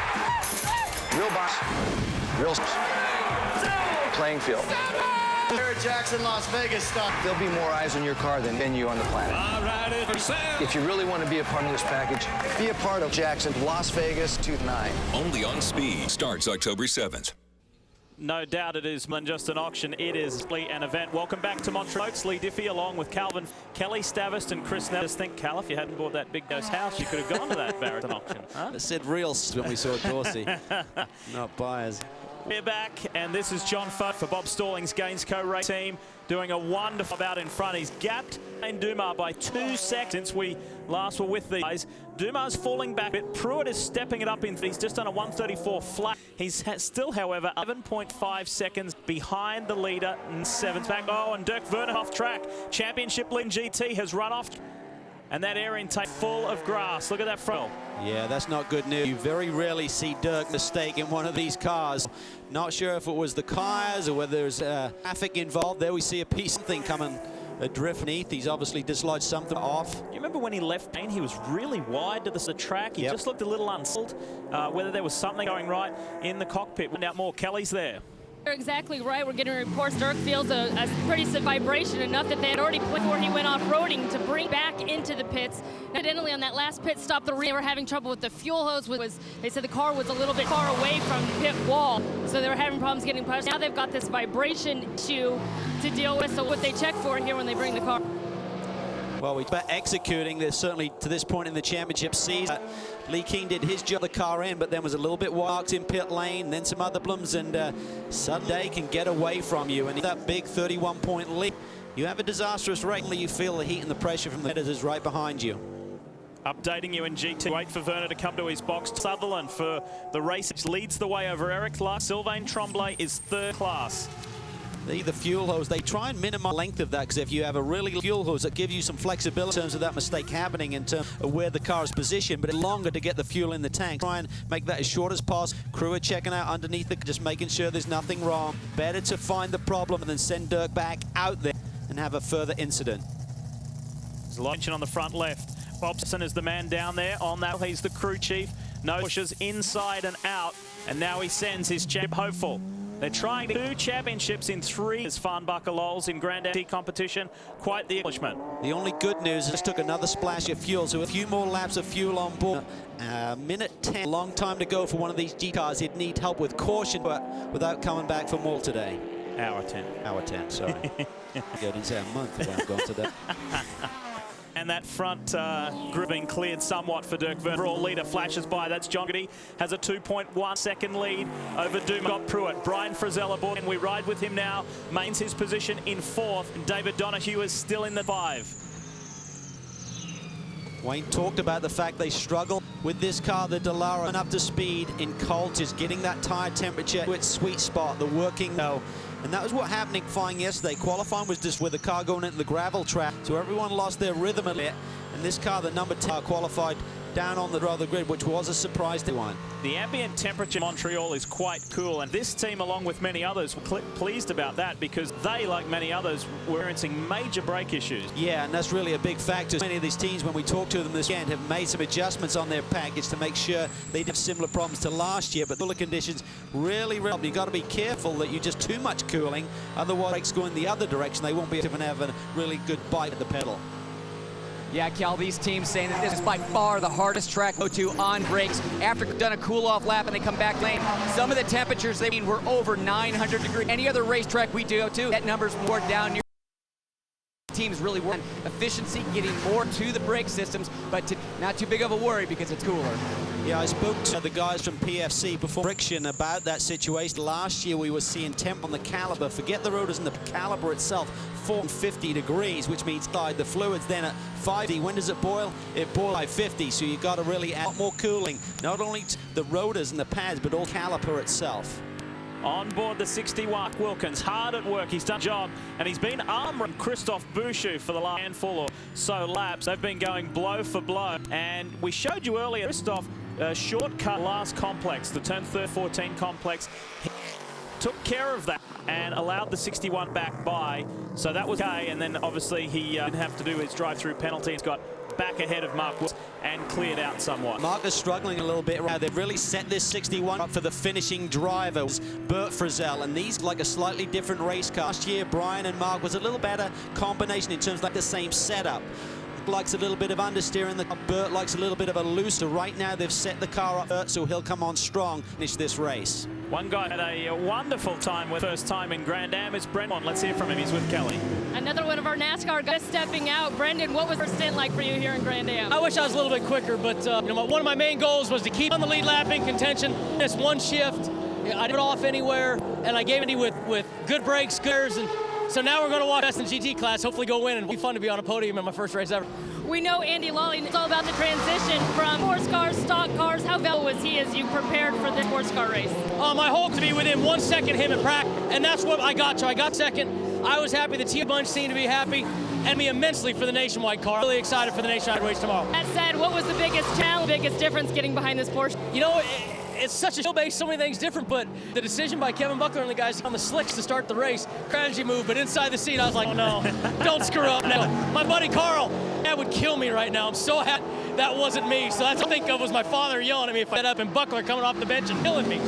Well, guys, and say that he was pretty impressed how Brendan got up to speed. Thanks, Brendan. For his first time driving up to that's a mighty F, and Andy Lally have some good history. They do. They actually went to drive school together 16 years ago. And he said, I've always followed his hair, with interest as he does, and now he's actually back driver's seat with him. So certainly a great story there, and of course made a sensational Sprint Cup debut a couple ago at Watkins Glen. And Scott Pruitt dives for pit road. The way he's been doing some grass, some lawn mowing. Look front of that car. He's had a slight off-track accident. How slight was it? Here we go in third place. Like he loved the rear brakes there. That's through the 3-4 chicane. And didn't look the ride was too rough, but blocking those radiators off will be a big problem. At an hour 5 left. I don't think this can stretch if it stays green the way. He's going to need another splash for fuel. See Memo Rojas going to jump over. He'll take over. He's been doing a job here this weekend. Really a good, evenly matched. Now, in terms of the driver lineup, those come a long ways in the last season. Chris? Oh, got a big run down pit lane, and they're going to wet tires, guys. The rain is starting to fall. But I just weather map, and I don't think it's going to be long. So these guys taking a risk with their tires. Championship leader rolling the dice. That is huge. I mean, Scott have given the information to Timmy. Go to wets, but this is really rolling the dice. Rojas does drive. He enjoys the wet weather condition, but is it the right gamble? Find out.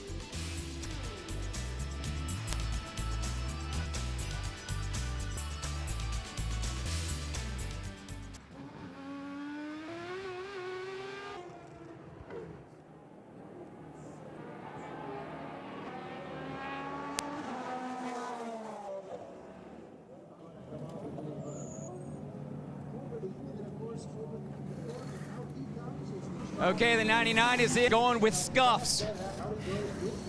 Staying with, not slicks, but they're putting scuffs, guys. 10 cars looking like they're getting right in. Looks like they're going to be going with scuffs. Okay, mate? No, I need oxygen or a cigarette.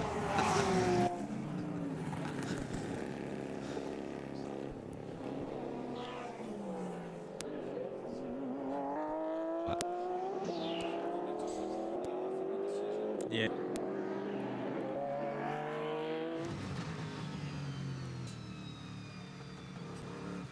Stone. Yep. Boucherie.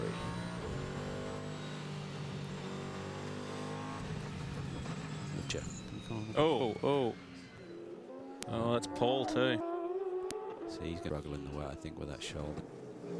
He said when he was saying the worst is map oversteers and he has to grab clear. If you've got these big twitcher conditions, he's probably going to struggle. Quick enough. He was just throw Kelly back in the car. Doesn't matter about his points. Like as far as he's got to help Kenner. Yeah. Yeah, that's a great. Satisfied the lap. One lap under green. Penske's going to make a change, but they decided yet they're going to go with on tires. Oh, look at this.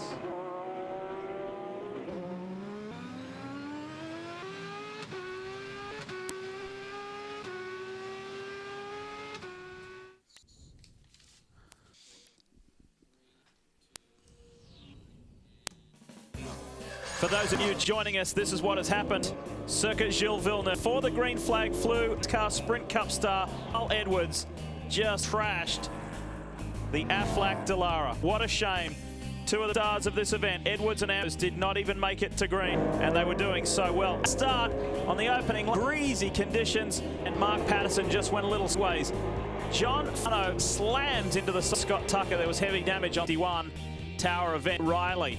Then there was a grab up the front. JC Frant for a little while. However, his car was getting squirrely on those worn wet tyres. And then there was a bit of argy-bargy between he and Michael Liente. There was. Michael's slick tyres running much faster and him up on JC. Didn't clear him.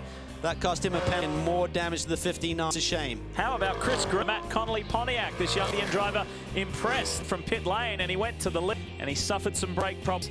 That put a dent in his pain. Great move of the John Fogarty on Romain Dumas, the lead of the race. They were right limit, both of them on their braking. That was a great move, and it got the applause of team owner Bob Stalling. Fantastic stuff, and here we see chip leader Scott Pruitt taking it there as we start to get some drizzle. Shortcuts the chicane, had it, grass in the radiators, into wets. Is that the right move? Can you believe that stat there? During these weather conditions, 0 cautions. No. We thought this was going to be caution-plagued. And that's so hard to really form your strategy. You'd have to think in these dodgy conditions there would be plenty of yellow, and you really roll the dice, maybe make an early stop, you know, change eyes, whatever. You just never know. So rain starting to fall, as you can see, and the choice, the big we're going to follow here is the one, Telmex Chip Ganassi Riley with Memo Rojas behind the wheel has gone wet weather tyres. Others have stopped and gone for like the 99, right, Chris? Yeah, we saw that great battle on Fogarty and Romain Dumas out there. Guys came in doing something different than the O, and you went with slicks as the O went with wets. Oh, I didn't. I thought they stayed on slicks. I think the times indicate the slicks are a ticket right now, but if it gets wet, we're in trouble. If it gets, we're in trouble. So a gamble on both our, but the Gainesco Auto Insurance car is quick, wet or dry. So feel pretty good, and Alex has got to get and let it come. This thing is looking like it's a battle between the 12 and the 99 today. You guys think you have the upper hand? I think if we get in front of them, we're in good shape. They got a little bit down the stairs. We got a little bit on the corner. So pretty even match, but I think overall pace we're in shape. So if we can stay in front during this kind of stops, looking good. While we were also in commercial, the 10 Trust car came in. Max Angelelli behind the wheel. That team also with slicks. These teams that are going with, they're going with scuffs because a new slick tire is pretty slick out when we have a little bit of precipitation on the ground like these teams going with scuffs gives them more grab those opening laps. Well, another team going with scuffs. This is significant. Is the Penske machine. They did not take the wet on. Roger Penske made the call with John Erickson there. Going to go with scuffs as well, Chris. It's huge. So the only team of the front runners and of the championship contenders, Massey guys on the weather tires. You see how serious up as he realizes this race is not going to be easy. Want that first win, but there's a lot of competition out there. Timo Bern now behind the wheel has to get the feel. Has to get the field grip. The conditions are changing constantly. Recently married girlfriend Katarina, so races over there in Germany a couple of ago. Now we're on board 10 machine. Max Angelelli behind the wheel. He's dropped a little bit back, currently running in 7th after this series of pits. Happy memories here at Circle Villeneuve for Angelelli. They won the inaugural year for Grand Am here in 2007. He ends this track. He said the most challenging thing is people talk about drag strips and hairpins. The most challenging thing is how to hit these ripple strips. How hard to ride them, how high do you go? You can't be too shallow, you be too deep. It's a fine line. He said if you hit it just right, you can get through these chicanes quickly. The key in the dry lead, but remember, wet, those curbs are painted. You start to look, you can use them on, but if you're using them coming off corners, you'll end up like Carl. You're going to turn it around. Car coming out of pit lane. Christophe Bouchou, the 55. It is. Supercar life. He was race leader. He inherited the lead. How about this talking wet weather tires for the 01? Scott Pruitt think? Scott, you guys made the call to go to tires. Everybody else is going slicks right now. Are you guys a little bit pre on that call? I'm not sure. I was surprised. He came in. I got off at the track. It started getting slippery. I had my family at home, and I got off through the grass, picked up some stuff, and that's when you want to check it out, make sure there was no problems. And here we're going to rain. So there's a lot of rough to be played out here, but I don't know. So obviously, you that made the call. I know. Thanks. Well, the problem. That lead, Romain Dumas took the 12 Penske Porsche to first, but Fogarty got you. Everyone's making a decision. Tires, what are the conditions like out there? Well, now for sure it's rain. The last 10 laps, you know, it was quicker already. You can see a few green. So I was taking care to pit before. I don't know, you know, if we lose time, you know, I had to stay out a little bit more. So we'll see now with Timo. I mean, it was good fun. You're out there told off the 99. What difference has that extra RPM, the extra 400 RPMs made? Well, for sure he helped a little bit, but if possible is enough. So I'm very happy we can fight again now. Since the first race of the week, we cannot do anything. This time was fun. I hope the 01s, the 99s, or the championship. I had fun. That's our main target now, to just. These guys are really chomping a bit for that first win. Looking forward to it, isn't it? Emo leads at the moment, and it's the lead indeed. Shuffling, they're changing, they're diving pit road. Buddy rose as high as the top 3, and now diving for pit road as well. Tell you more about GT when we come.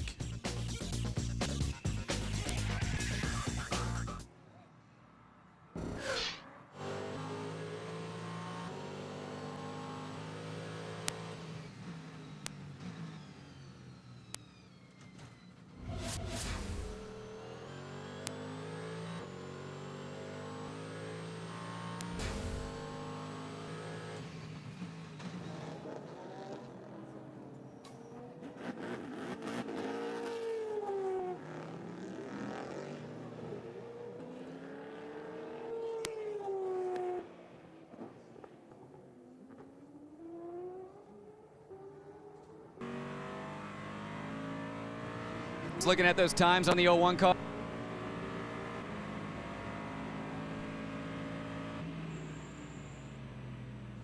Yeah, they're way off, obviously. They're in. I mean, if they build's going to stay dry, I mean, as soon as in their window, which could be now 54 minutes to. I mean, I just, you know, limit the damage. Limit the damage. At least you got enough fuel on board to go the distance. Is it still drizzling? Is it still spitting? Not enough, Lee. Not enough. Out here. Oz.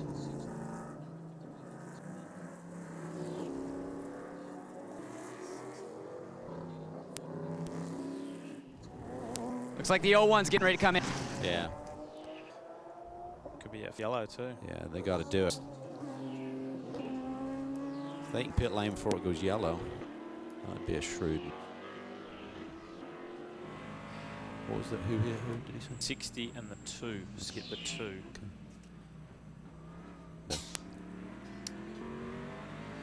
Be sure if forget about it.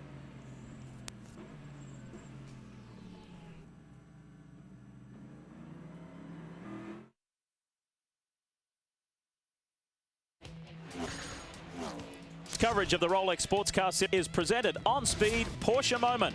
1% financing and complete offers on the Porsche of your dreams. And we welcome you back to Circuit Villeneuve here in Montreal. A final reminder about the Pirelli Edition Ford Flex Gear to win this wonderful car designed by legendary designer Foose. All you have to do is identify today's code. Look for it carefully. Go to grandam.com/Foose. Enter this prize word to have it winning, and you on your way, if you win this round, on your way to Homestead Speedway for the season finale. And you may be lucky enough to get car keys from Chip Foose himself. Yes, you're seeing correct. Double yellow, course yellow for the 5th time today. And the reason why is heavy contact out on tracking. It's 3 to the left there between the Childress Howard Motorsport Crawford and the 6. Well, the 6-2 seem to have a bit of a history going on here in recent events. Certainly Mark Patterson's been attacked Rob Finley over the last weekends, and here we see again going down to the inside, and it's Oz Negri behind the wheel right now. Just didn't expect him to that move. And some of it is down to guys on tires that are coming up to temperature, different speeds, and suddenly caught out. So first, force yellow, you can see down to the bottom right side of your screen, the 59 Brumos still being worked on, so those boys are not giving up. Right with Christophe Bouchou, Hypercar Life 55 BMW, and he has been a man to move. The Frenchman is enjoying his first visit to this racetrack. I mean, he achieved so much in his year, whether it be sports car championships and great events like the Rolex 24 and the 24 Hours of Le Mans. What is he thinking here? It's full yellow. I mean, I'm not sure if he's won or just to try and go as fast as he can claw up to the pack. Rojas is on wets, Bouchou on flex. And we understand Timmy Keane was on the radio talking about bringing Mamo to lane. If I was those guys, if they don't think there's going to be enough rain to factor, I'd try and minimize the damage. Give yourself some time this race to recover and get to the front. You can see Brian Sellers and Dane Cap getting ready to climb aboard their respective GT machines. Unbuckle Oles boys, Light and Sellers, they said, hey, you're the ranger and you're our good luck charm. Last with us, we were both on the pub, New Jersey.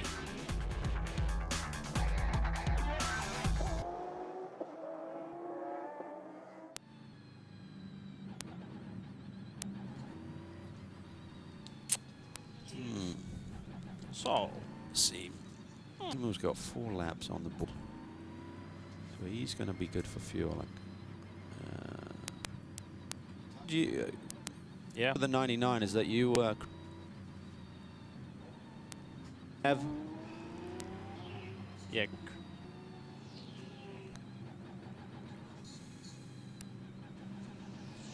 Question about the 99. If Chris, when he has a chance, check with them on their fuel. If they feel they're good to go.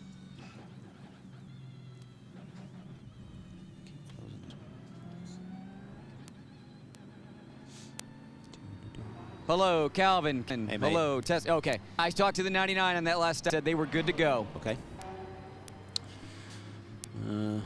Rojas has a problem then. Well, the 2 GT cars are coming in. Top 2 GT cars will pit.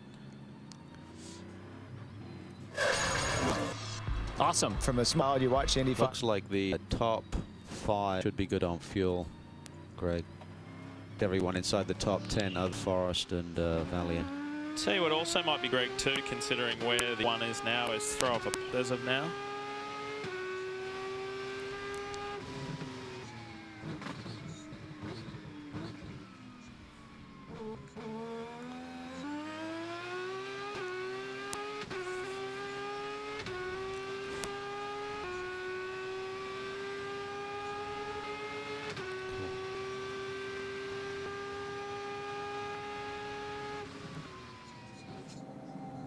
Yep, there you go.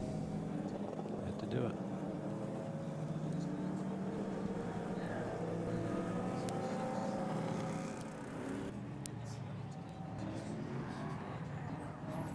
Find of stops for those who need. Let's go to the 01 pit. This is exactly what Memo Rojas did. He needed to get to pit lane, get slick tires because he was about 10 seconds slower than all the other competitors out there on slick tires. He just tires because they filled the car up that time. So very quick stop. Memo Rojas back out there, but well back of the pack on the lead. He is going to pressure put on him right. They were leading the championship come to today's race. Now he's middle of the pack with guys right behind him in the championship running towards the front. So got to be careful, but he's got some moves. He can't afford a big point swing here today. Fuel to burn. He's topped up. Pay some credit to the 9th Spirit of Daytona Coyote. This right there, just to the screen. Buddy, Indy 500 winner, has done a very good job in tricky conditions. Handed over to this year's 24 winner, driver in that the Brumos car earlier there, Antonio Garcia. Had a problem yesterday, Lee, which stopped them from making qualifying. They had, they believe, a ring mab, which caused the crankcase pressure to go over the threshold and change a little late yesterday. So didn't get track running, and that really hurts you on the day programs. Do you like it, Cliff? Just 2 weeks, 2 rounds ago, it would be all if they were to finish as they are right now, and the boys would gain 2 points. Currently 14 out of the lead now. 2 at a time, not enough at this stage of the championship. So the 10 needs to do something dramatically different. And the pressure is on. Leave that points as of now before Rojas made his pit stop. So that's going to change dramatically here with him mired in the middle of the pack. We spoke about the Indy 500 winner, Buddy Rice. He is building his experience in the Rolex Sports Car Series. How did that run, Kelly? Well, Antonio Garcia have really been in the process of developing this 90 car. Buddy, ever been wet? It didn't get too pure, but how did it hold up those initial wet conditions? Yeah, it wasn't too bad because I think sprinkled, and once we got out there, they tried to be wet. Big downpour. I mean, obviously we have some leaks and we need to fix now, but made some progress from yesterday in the practices to the race. Gotten a little bit closer to the pack, and we're definitely working on it. Some of these are really fast at, and we're in the game, and some of these tracks we come to are not we want to be. So we'll keep working. See what happens here at the end. These guys at Spirit Daytona have been really hard, and it's going good. The important thing was really just to get the on this car, get it to finish. It hasn't yet. Besides, though, what kind of a move do you think you guys can make here in the final closing minutes of this? It's like I think we've gone down a lap now, first car on the lead on lap to the leader, so I don't think we're gonna be able to now. It's too hard to make something unless something really wins. But we'll just keep pounding out the here. We'll just get some more to the car, and we'll get a season finale. All right, thanks, buddy. This is the new generation Coyote, and they had some harsh luck at the recent round at Watkins Glen where they really should have been in the top 5. One step at a time, and Troy and the Spirit of Daytona team doing a wonderful job. Speaking of standing job, how about the race in Mazda? Dane Cameron stand by. We say well done, Tom Sutherland, for an awesome opening stint. Well, fantastic job, guys, once again. I think Chris is down. Yeah, guys, they did not see this caution come out because this 25 seconds in second place car, so they were ready to come in when the caution flag, and they had to give up that 5-second lead. But a great outing by these guys so often with the Mazdas of the 70 and the 9 catching victories. But this 30 team and also 40 team are really right on the now of getting a victory for Mazda. This team coming away with third place, podium finish at Watkins Glen just a couple weeks ago. The car is down. The Ford beats them out. The 57 car still waiting on fuel on the third. This is called. Look at the rest of the GT field seeming out here. Now Dane Cameron gets the release. And he's got to do, mate. And he's got names like Sylvain Tromblay and Robin Liddell, and just keep adding the list. Andy Lally, various GT names. We mentioned at the top of this show, folks, that it's an exciting week next week for Van Dam Rolex Sports Car Series. First time ever, these cars and teams and drivers will get to experience the Indianapolis Speedway. That's right, the Brickyard for an official Grand Am test. Is it news about the future? We see Indianapolis annual Grand Am schedule maybe in 10 or 2011. Who knows? Find out. But here are the thoughts about that exciting test. Awesome. From a small child, Indy 500 and the Yard 400 has been such an event for NASCAR. To have Grand Am there and the Rolex go there for this test is really exciting. It's going to be pretty cool. It's going to be exciting to go back and different. It's going to be cool. And a sports car guy, I mean, you know the Brickyard, but you never think you can actually circulate around the road course there. So just excited for the team. I'm really looking forward, man. How better can I get? For over there with the Grand Am cars, the road course, and to do what we do and get that opportunity, just tremendous. One team owner who are excited about going there, who's put his driving suit back on, is Kevin Buckler from the races. And also Wayne Taylor. Can you believe one? They're all coming out of the Masters division or something next week. They're just excited about running their cars at the Brickyard, and so they be. So one on a portion of this race, and time is run. This is a shorter than normal Grand Am event, just hours in length. There's just over 1 minute remaining, so it's going to be a dash to the end. Will be the day that we call Penske across the line first in Grand Am. It's their first full in Daytona prototype competition, and Timo Bernard's the Verizon wireless machine in front of this field. Ready to go back racing, ready to go green. Will he have the advantage? Watch for the red third in line. Alex keen for his first win. Circa Gilles Villeneuve. He gets through on that of Garcia. He really is. The lap cars there in the mix. The cars are lap down, as is the 6-1. But right now, Gert is on the tail of Timo Bernard. Can he have the advantage that it's like his teammate had in the early going? Third car is Angelelli. He's not third in the order, fifth in the order, but watch Fun Trust Delara. Championship points implicate right here, right now. Right, Rojas is lined in the 5th position, so bit of a surprise there. They're going to suffer bigger damage to their track position, Lee, by having there and throw the slicks back on. Not too bad. The cut in front of Angelelli is by the older brother of Max's teammate. It's Bert Frizzell, ups by the 61A Autos Ford. Next one on list is Antonio Glia. You get the view from Bert Frizzell, and away goes Angelelli. You can see him there fighting the grip, coming off that chicane. Frizzell behind the wheel right now of the 61 machine. Up front is Timo Bernard leading the way from now Alex Gurney in the 9 machine. Action there in the thick back. There's Memo Rojas trying his way through. Dramas for the 55 supercar machine of Christophe Bouchou. What was going on there? A lot of smoke coming out of the back of that. Valiente has got his round. Rojas, last time they striped, he was behind him. He's made a positions up on Bouchou, Memo Rojas. Remember, Rojas' tyres would not be up to temp. The other boys were all on those slicks. That'll be a difference. Well, Valiente now feels he has it. He's been really hit with the back stick so many times this season. He says, just put me in a position, give me a chance. Watch that in black number 6. Down in the braking zone of 1. It's damaged on the right. That's not bothering Valiente. Doesn't seem to right now. It seems to be affecting the performance. Yeah, they see the smoke, the back of the 55. Was that damage from Valiente the end of the 59? Or together with the 55 on his way? Of about 8 Canadians coming in this event here today, Michael Valiente. He's from the West Coast, though. He's from Vancouver, but he's competed on Gilles Villeneuve many times. Loves it. Even did a nationwide event here a couple months ago. And Rojas is now going to have his car start to get in rhythm. It's going to find that sweet where the tire pressures, the temps come up, and now Keane needs to be on the radio to him through the final 38 minutes of this race. We're getting reports that the 50 Stevenson Motorsports Pontiac coming onto the main straight. Let's have. Look at Miles. There you see the 40 car in that shortcut. And there we Liddell taking a quick.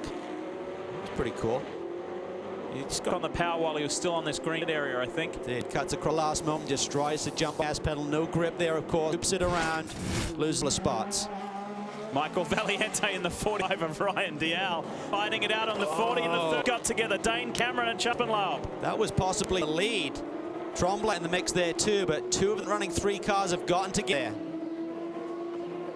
Well, Patrick, the team owner, is here today. He's watching, obviously driving, would love to be in the seat and would love him to get a Grand Am G victory. One here between Dane Cameron and Chappenlaub. Look to the right of your screen. Yeah, they come coming into this hairpin turn. Andy Lally goes through inside. Oh, Esp just loops it by himself. Cameron had nowhere to go, and the rest of the GT field just by these guys. They lost about 6 positions there. All right, the thoughts of Hollywood actor Patrick B. Kelly. Well, and Patsy looking on to see just what happened with Charles Esplanade. That's a little bit disappointing as he was there for a podium spot, but be really impressed with how far this has come this season. Oh, it's been an amazing season. We're getting close. We're making mistakes sometimes we're not. And we'll get there eventually. I mean, it's been an exciting race. It's great to be a part of it. I started off in a great fashion. It's too bad for Carl. That's a shame for him. And that team, we'll just keep going and see how it turns. Disappointed to stand here on the sideline? Yeah, I mean, this is a tough profession. Are you getting some? I'm getting a lot of information now that I shouldn't pass on to you. All right, we'll let it slip. Well, Sutherland has finally had a chance to cool off after that run, but because the came out, you guys had to give up all positions. Right now, that 30 car back just inside the top right now. Yeah, I mean, we're concerned right now. We just had contact with Esplanade in the car, but you know, I think he's doing fine. I mean, the car rate, I really got to give credit to these guys. The 30 click-away Mazda was just standing. We led there for a little bit. We took a look at the rain tires, but you know, after we put the dries on, we were able to put down some good lap times, and we're really going strong up until that contact just now. But we'll see what happens in the rest of the race. Well, guys, this team is right through, and just as we sort out the track gets dry, the rain is starting to come again. The rain is starting to fall. Some of these teams are starting to get their wet wires back up on the wall. And see Timo Bernard, he's getting everywhere. So too was Alec Ernie, and Angelelli making it easy as well. Yeah, Timo was really loose off that chicane. We understand the 9 car may have had a minor there, lost a little bit of track position there and maintain second position. Let's see if we can replay. Oh, the 70, that's the GT, Sylvain Tremblay, little boy. He so wanted to be here in the place grew up. Damage to the front there. Look at the positions there. You see the 40 car against Lab just really struggling. It's Sylvain. hard to explain how tricky these conditions when you're on slick tires and suddenly just a little sprinkle of rain is literally being on ice. You have zero grip. You think you've slowed down enough and it's not enough. Find out what happened to Sylvain Tremblay. It has obviously gone nose in, but how? Whoop, one of the TRG Porsches that Craig Stanton just wheel off. The Matt Connolly car gets sideways. It's really well over that curb. We talk about the paint on those stripes, those curbing. Just had zero grip. He was really loaded up on the rear tire coming off that chicane. Here we see it, Fighting 21 car. He had to check up a little bit there. The throttle application checked, went a little bit wide, and then was up that painted curbing. Let's show you what happened to Fogarty as well, down in turn 1. Alex Gurn just locking up the rears, going right through, nice and kick back on, but he is immediately on his pace down. He realized that the conditions have got bad. This one are in, they were a lap down, and they worked some strategy magic, kick back on that lead lap. Hard, the rain is falling. Tough day for both the 61 and the 50 in the AIM Autosport team. A very trying day at an event that has brought them so much in the past. And you are mentally exhausted in these conditions in terms of the driver and just the grip level aging constantly. Oh, we didn't want to see. Sill has pulled up the wall. Leading the lead. What a tragedy. Done for the man who up here in Montreal. Now Florida is home. This race is over. Sylvain Tremblay. That they really felt they'd win. Tricky conditions with just a little over half remaining.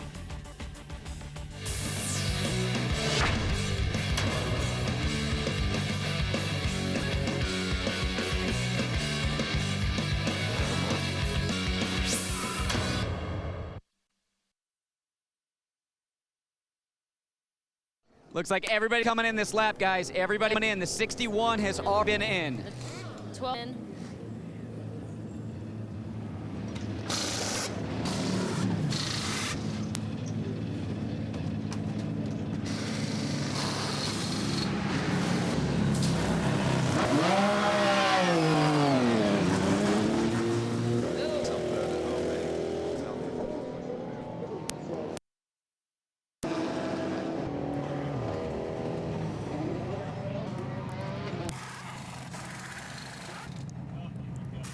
That's it.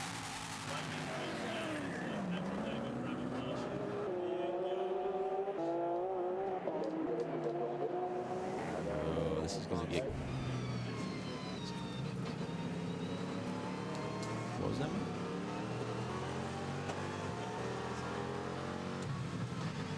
Like a hose and gun. Oh, really? Didn't see it.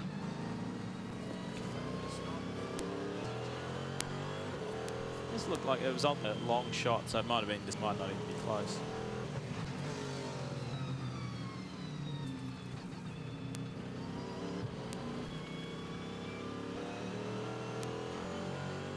Whoa. Guys, just as quick as that rain came in, gone. Isn't that crazy? Wow.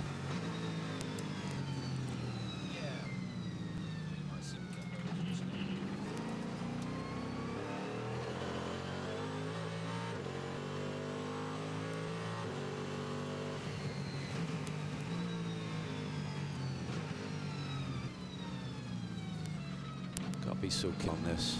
It just has eye confidence there.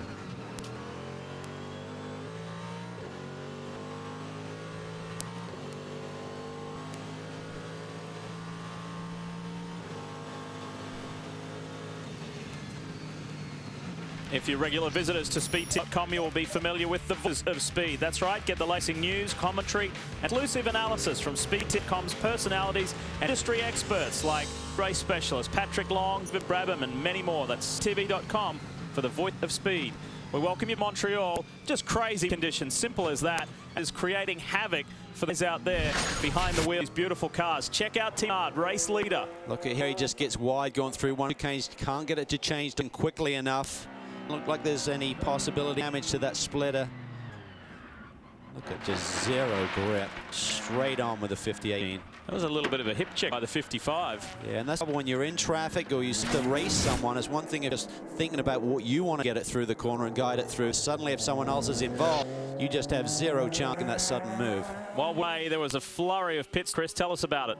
You say the weather is playing havoc for the drivers, also playing havoc for the chiefs and engineers. I mean, smoke coming out of these guys' ears because as soon as this track got wet, it has passed. It is not raining anymore. The entire field is wet weather tires again. And this track is going to be very quick. My goodness.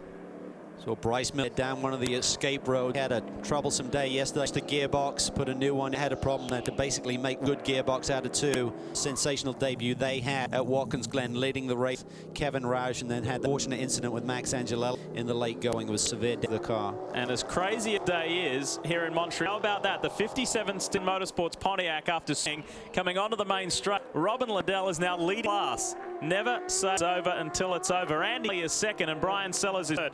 That's in GT. It's this man here, Timo Bernard, in the Verizon Penske Porsche, who had a sizable 12.5-second lead over Alex Good, then Max Angelelli. Well, the advantage that Robin Liddell has, Scotsman, he thinks is actually dry right now. Sort of they have there on a normal basis, but certainly good to see back. And the 01 has had Rojas behind the wheel, grass there. Is it a temperature deal, or are they another tire change? Looks like tires at the ready. Cal, that 01 just by, and it's definitely loaded up grass, but the team is going to take time to tire change here, get them slick tires. You guys are talking about the 57 leading the class. I just checked with Gonson. He said, we didn't, as crazy as it was down here, that car that I didn't notice, he stayed out. So Robin also one of the only other cars there that's on slicks. Rojas down and away, one of the first props going back over to slicks. Well, let's rewind the clock 12 months ago. They were 8th. They, the 57 team, they were 8th, about 4 laps to go, and in the end, they won race. Johnson told Calvin and I yesterday, apologized to the team. He said, that was a silly call, my silly strategy. Sorry, I put the team in this difficult position. And in the end, worked out. Worked out great. But you see right now, Russ really struggling when he came out. And his tires are cold. You stay on slick tires, you contain some temperature in that tire. So if the conditions are tough, you can still sort of slow your way around. For Rojas right now, only on slicks with no real vision. He has no tire temperature whatsoever, so it's going to take him 2 or 3. You see, look at that. Fighting for grip. That is amazing stuff. Great car control. Memo. a champion cheater trying to keep his act together here in very difficult conditions. You're trying to be cautious, but trying to go as hard as you can. You've got to get as many points as you can. Well, it's a double-edged sword. Look at the sideways coming off the corner. If you go too, it's not going to generate that tire temp. So you push it. You got to push it. Push that. Load that tire. Try and get some temp. Updating you with it's Timo Bernard with 11.2 seconds over Alex. So that's come in a bit. Max Lely is third. Michael Valiant is as high as fourth. Some for Mike Shank Racing. Goods there. And then we'll update the positions as they through. Robin Liddell, Ali Brian Sellers, top 3 ET. Who will prevail on this crazy day?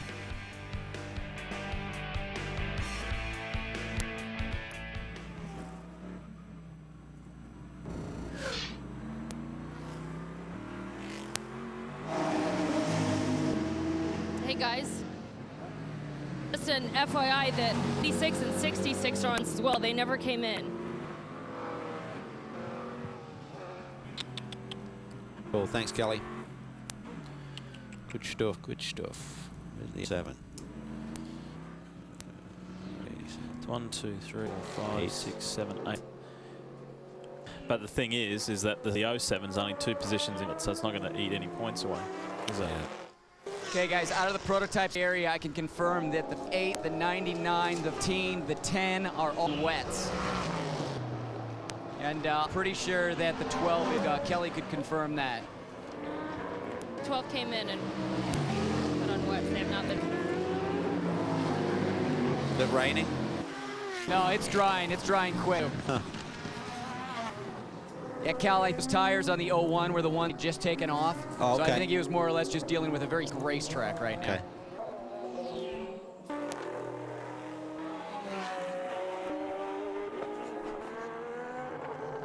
Points as of now, yep, thank you.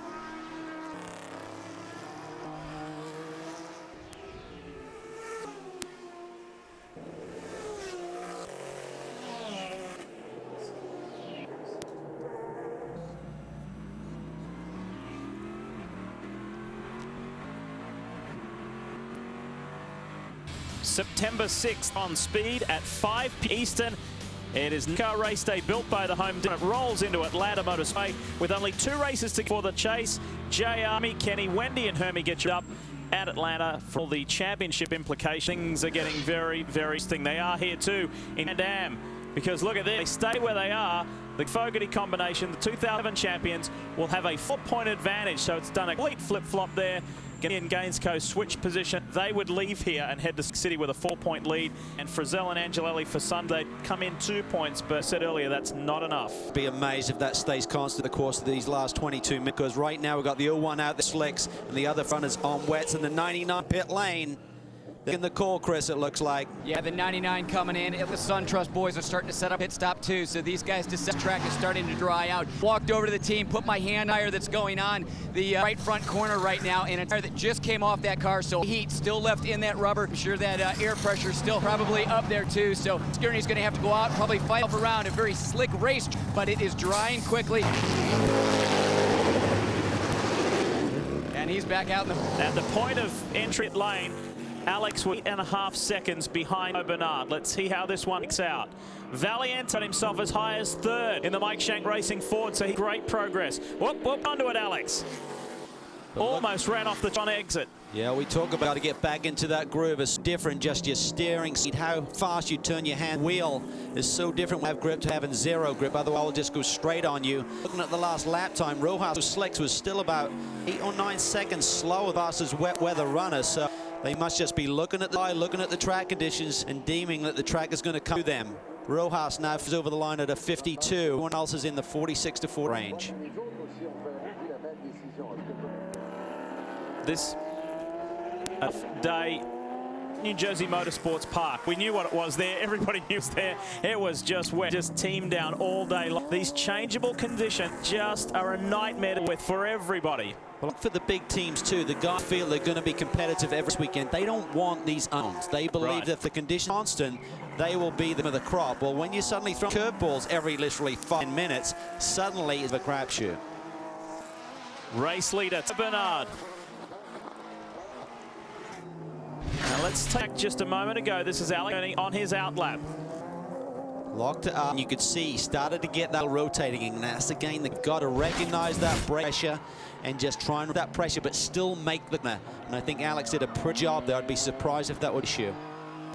Time around, Bernard only had a 5.5 second advantage over Max Angelelli. Valiente in third, and then this here, Alex Gurney in fourth. Christophe Bouchou for Star Life Racing has had a very good day. It's been an eventful day, but he is still in the tie of Ricky Taylor too after taking it from Canadian Mike Forrest, running very well also. And Roger Ski and the team be looking and analyzing all these lap times with guys on various combinations of tests at the 12 car. When do you need to make that call? When start to lose lap time, and it's a cool one. If suddenly they can keep going in the direction they're in, suddenly that will flip-flop. Timo Bernhard will be one of the slowest on the racetrack. The last time around, 1:50, Timo Bernhard, and a 1:56 for Angelelli. There's the car in the background. Is starting to zero in on the race. Oh, hang on, Timo off on the grass entry, but he's okay. He tried to carry as much speed and extend that straightaway all in. The pit lane speed limit doesn't even have until you get through that chicane coming down into pit lane. 45 miles an hour down the pit box. Cully is there.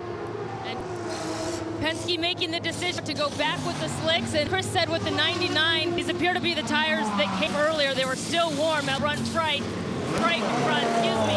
And we'll have to see how much time they've lost on that pit stop. New leader, Max Angelelli. Second place, Michael Valley, the former teammates from a year ago, are 1 and 2 in the race. Quickly can Timo Bernhard get up to speed, get back in the group. His teammate Dumas is a little nervous back in the pit box. Roger Penske anxiously as we ride new race leader, who won the inaugural Grand Am event with former F1 Jan Magnussen. Angelelli loves this place. Can he take it all the way to victory lane? This will be intriguing.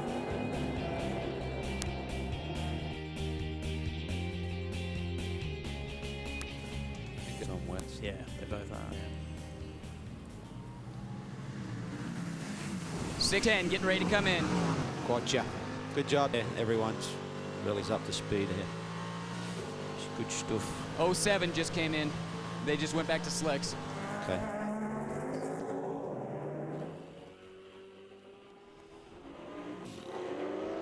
Look at that lap time. Oh, lock up for Timo. This inch. So how interesting if he's in this lap or the next lap. Because look at that.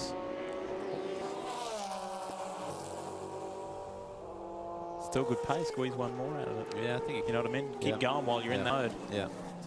Be careful of those if there's yellow and you need a tires. You got to wait and you lose all your position. So I think when you're in the lead and you're coming, you're rolling the way staying out. Yeah, right. You know? Right.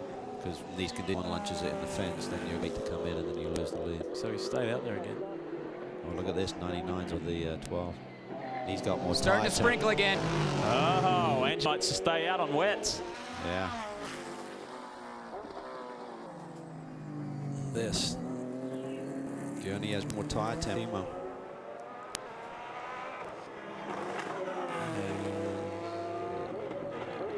A few more laps of tire temp. Look at Valiant made 5 pit stops.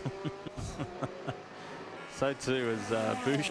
Oh, Roas has made pit stops.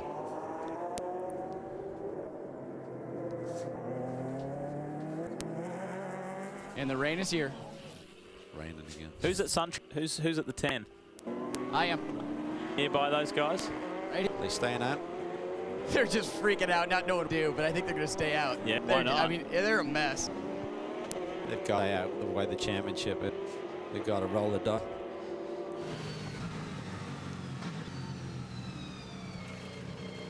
Sometimes the luck is on side in motorsport. It was Harbour Motorsports Park for the team. It wasn't at Watland when Angelelli was on a chart to come through the field.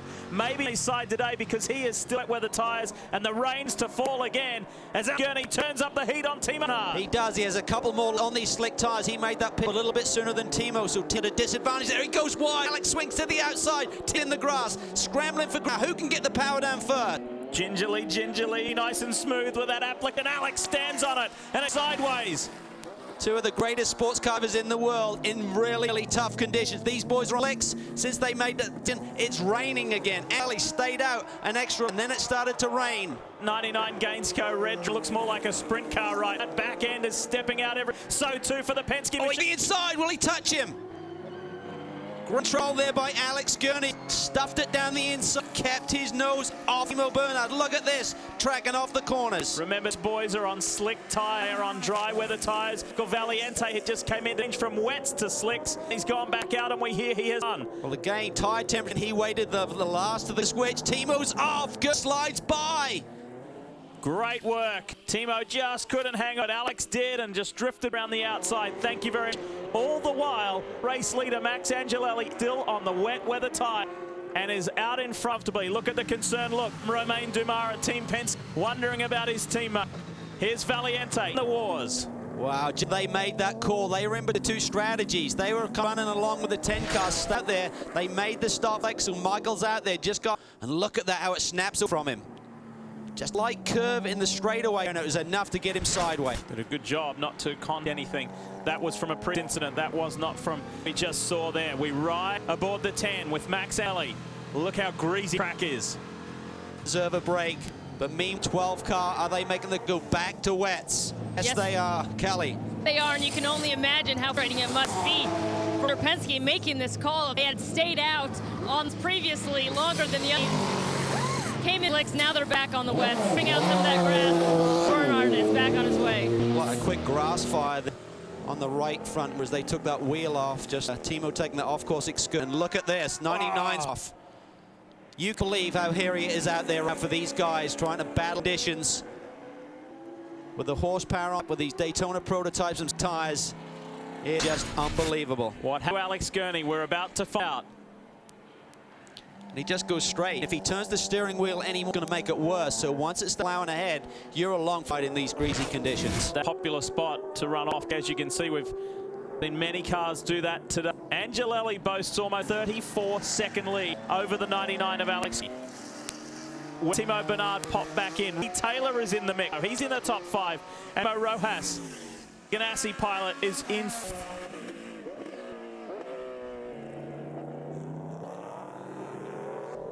Well, guys, sometimes good to just be lucky. The SunTrust guys, they'd out there, they were trying to wait till that second to bring that car in, and they were ready for Max Angelelli in and get some slick tires, and the skies opened up again. So they'd out, they had those wet weather, and it is raining hard. It has all day long, so no way that this track is gonna, you gotta come in and get weather tires now.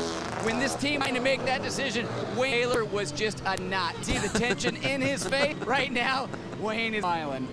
I bet. Well, he said right up at the show, didn't he? All we do is go out there and try and win races to push the gap in points, get maximum points. Gurney is the Gainsco machine back in. You see the grass in the radios. First of all, they'll take care of this tires, then they'll sweep their hand at the grill, try and clean that out. It's important right now in these conditions. Yeah, Cal, this team, I mean, all of these teams, the tire changes that they've done today, these guys are worn out tonight. These guys are doing tire changes the times that we typically see at the Roll 24. So these guys really earning their pay today. Gurney on wet weather tire, trying to go out and grab some points, but then is going to make up a lot of points today on the 99 and the 01. Well, leading the score in terms of stops right now is the 6 car. 6 stops today. The rest of the field looking at 5, but there's out there right now, Angelelli's only 3. That is significant, and Ricky Taylor's having a tremendous run, 3rd position. The racing boys once again doing miracles with that budget operation. The Lennox Riley with a Chevy power plant. They switched it up a little bit. This Mike Forrest qualified and dipping run with Ricky taking on the final stage. This car led the most lap the recent race at Watkins Glen. Ricky Taylor behind the wheel. This team is young. It's growing. It's learning what Grand Am's all about, and its young drivers are as well. The car back in with Memo Rojas. The crew has to wait until it hits its marks, and then they can leave the wall. That's one of the rules. You cannot in the pit lane with the equipment. Certainly one of the best in the business of these pit stops. A slight delay there. May have stalled it or not had it in gear. Lost about a, not a big deal, but everything crucial right now with this championship setup. We go to a break. Robin Liddell continues to GT over Andy Land, Brian Sellers. Stevenson boys could be going for back-to-back wins here in Montreal.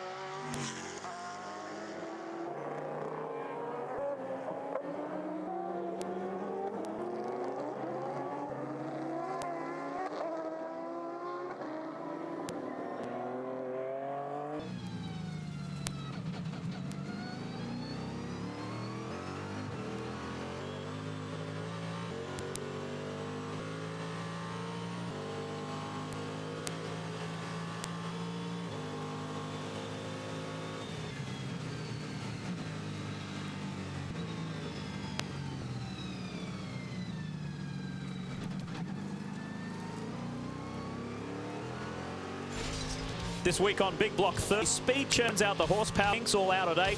Right shotgun with the Wolfpack on at 9.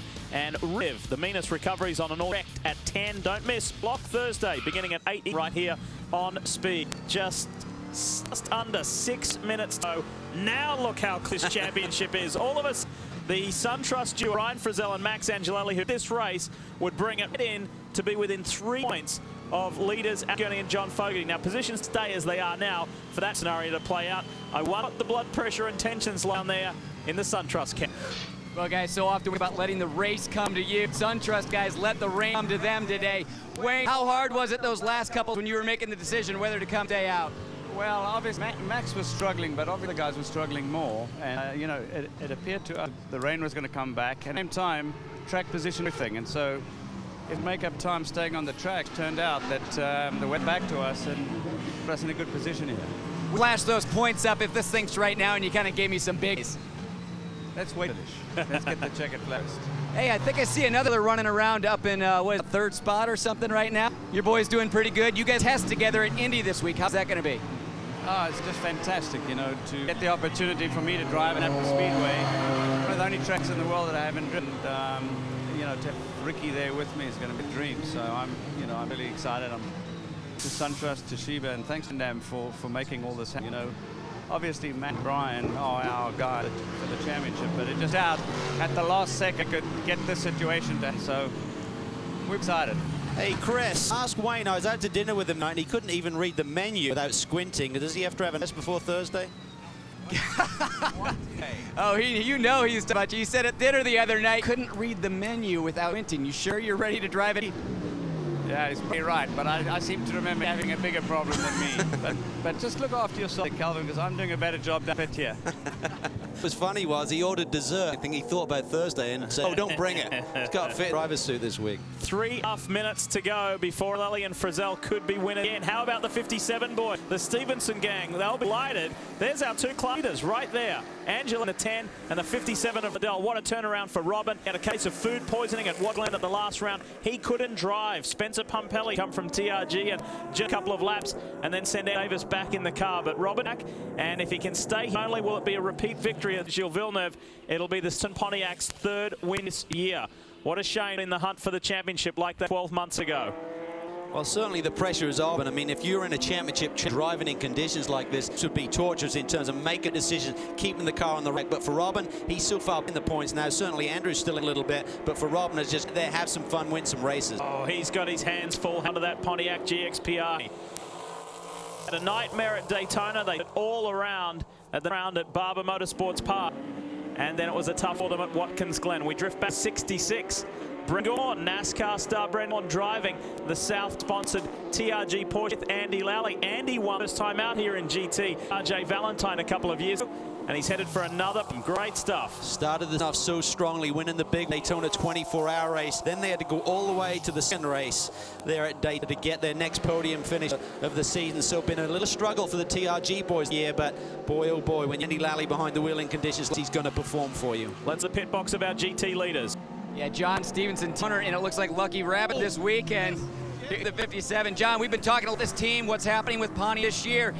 A lot of speculation about what you guys are going to do next. Can you kind of officially tell anything yet? Well, honestly, I'll give you the idea that if we can continue the direction we'll be in a Camaro program for next year, and it will be a 2 program. So we're just luck on that part. Need some more finishes like we're fixing here. And where are you with the development of that program? Pratt Miller, there'll be Pratt Millers, and they are away. Well, that's exciting to hear, guys. It sounds like we're getting pretty interesting makes in G next year. Pretty interesting is how you could describe Rodell's last half. He is just hanging on. As we caught a glance as we were going down to Chris, look at the move. Tires are locked up. I think he'd already bailed on it. The brakes up and just get it back in time. So talked about it being fun. Maybe there's not much fun there. Try to hang on for this one. Less than 1 minute to go at Circuit Gilles Villeneuve in this timed race.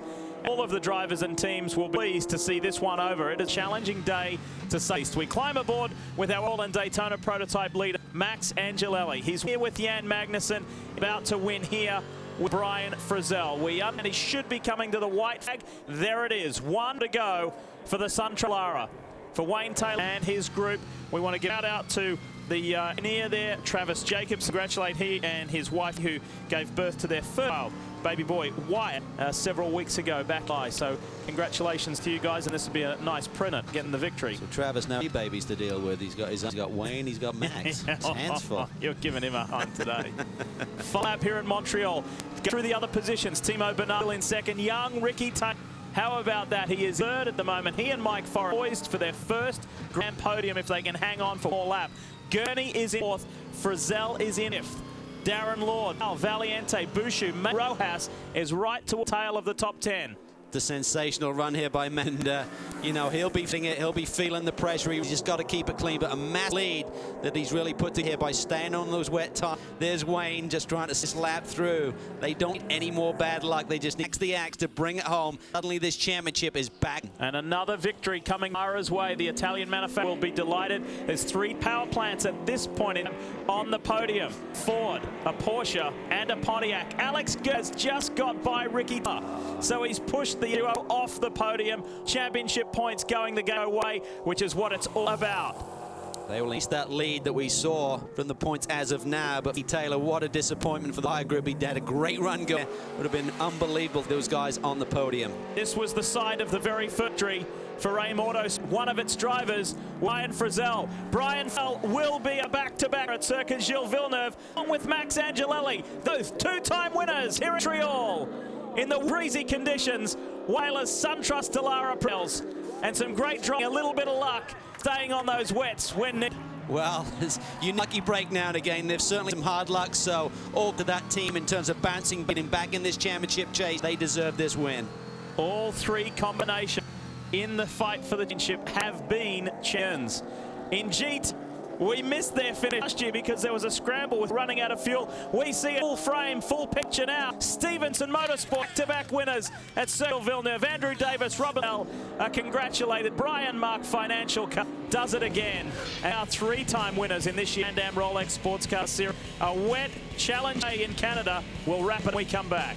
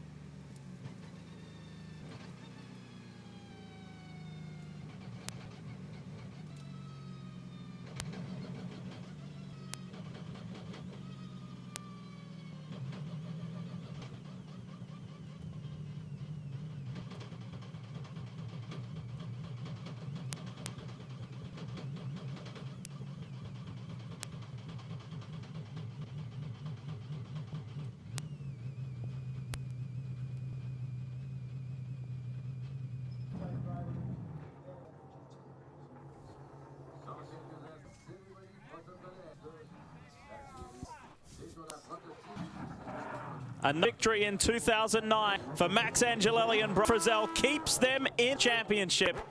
And they add that one to their Daytona. How about that? Fabulous. Wayne Taylor, the team principal, is there. Congratulate Angelelli. Here's Brian Frizzell. A real delight, guys. A little bit of luck, a lot of hard work keeps them in the 09 championship hunt. Fabulous performance.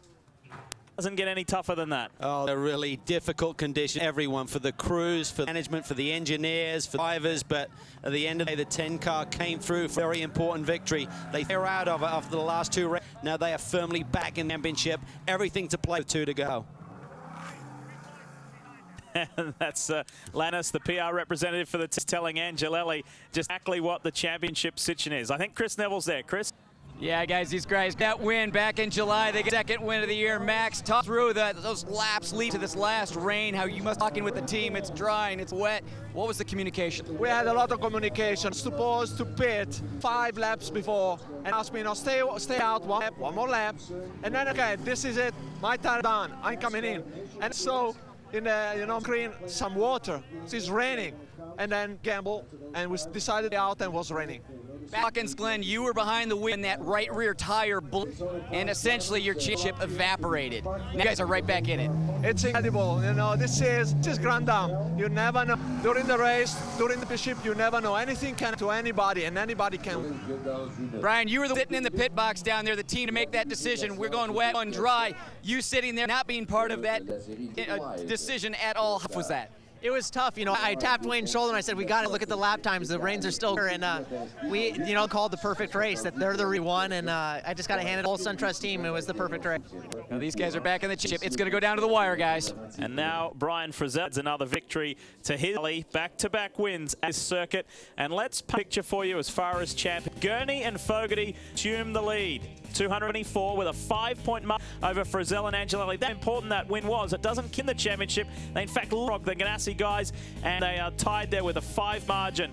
Whew, how about that? And 26 adrift, the Penske boys, as we're down to the final 2 rounds. Now it's going to be tight, and we've had some roller coaster season. I mean, there's nothing what will happen in these final 2, but that pass that Gurney made for the podium spot was increased that margin from 3 to 5. 31 points comes 35 points for Dirk Werner and Lee over Kelly Collins. Championship is incredibly comfortable, and they're about to be champions. Andrew Davis, that win today, is not there in just a few points further back ahead of the Spurs duo. Boy, they must be frustrated. That was just one that away from them. Yeah, Sylvain will be disappointed, but it's been great for him. The season that he's had, the year that he's had personally as well. To win here at Montreal meant a lot to him. How about our GT winners, though? What performance from Andrew Davis and Rob Bell. They're with Kelly. Get the win, and they get the reader at Montreal. Rob, this year it came down to the fuel. This comes down to the tires. Tough was it battling those conditions there? It was absolutely horrendous. Some of the hardest conditions, and it was really tough. So pretty emotional, just because I just felt, everything was bottled up to the end. But really happy. Did an awesome job. Car was good. And we just had to keep down, made a couple of mistakes wet, but we stayed on slow. It was really tough to control. But also like the fan support here, it's been really, and thanks to Stephen and Andrew and Pirelli, Brian Mark, their sponsor, and really good weekend for us. Drew, we kind of talked about the season you guys have had. It hasn't gone quite as last year was going for you. To get this win here, 3 races to go, this race was, you had a big smile on your face. I was very happy, and it has been ups and downs this year. I feel like we've squandered away a chance at the championship, but just momentum will help us. We've made a huge points gain, the team championship points, hopefully up to second place. I hope. We'll see what's come out, but Robin, outstanding job. The guys worked so hard with motor change yesterday. The entire team, what a great effort. I had it easy in my first stint because it was only changing conditions at the start, started to dry out. So just hats off to everybody at Stevenson. Great. Congratulations. And isn't it amazing? Those boys celebrate their 3rd this year. The 87 team was much invisible today, but yet still extend their championship lead. They keep clicking those points on. Only 2 rounds to go. Time's run for everyone else. Not done yet from Montreal. We'll fight things right after this quick break.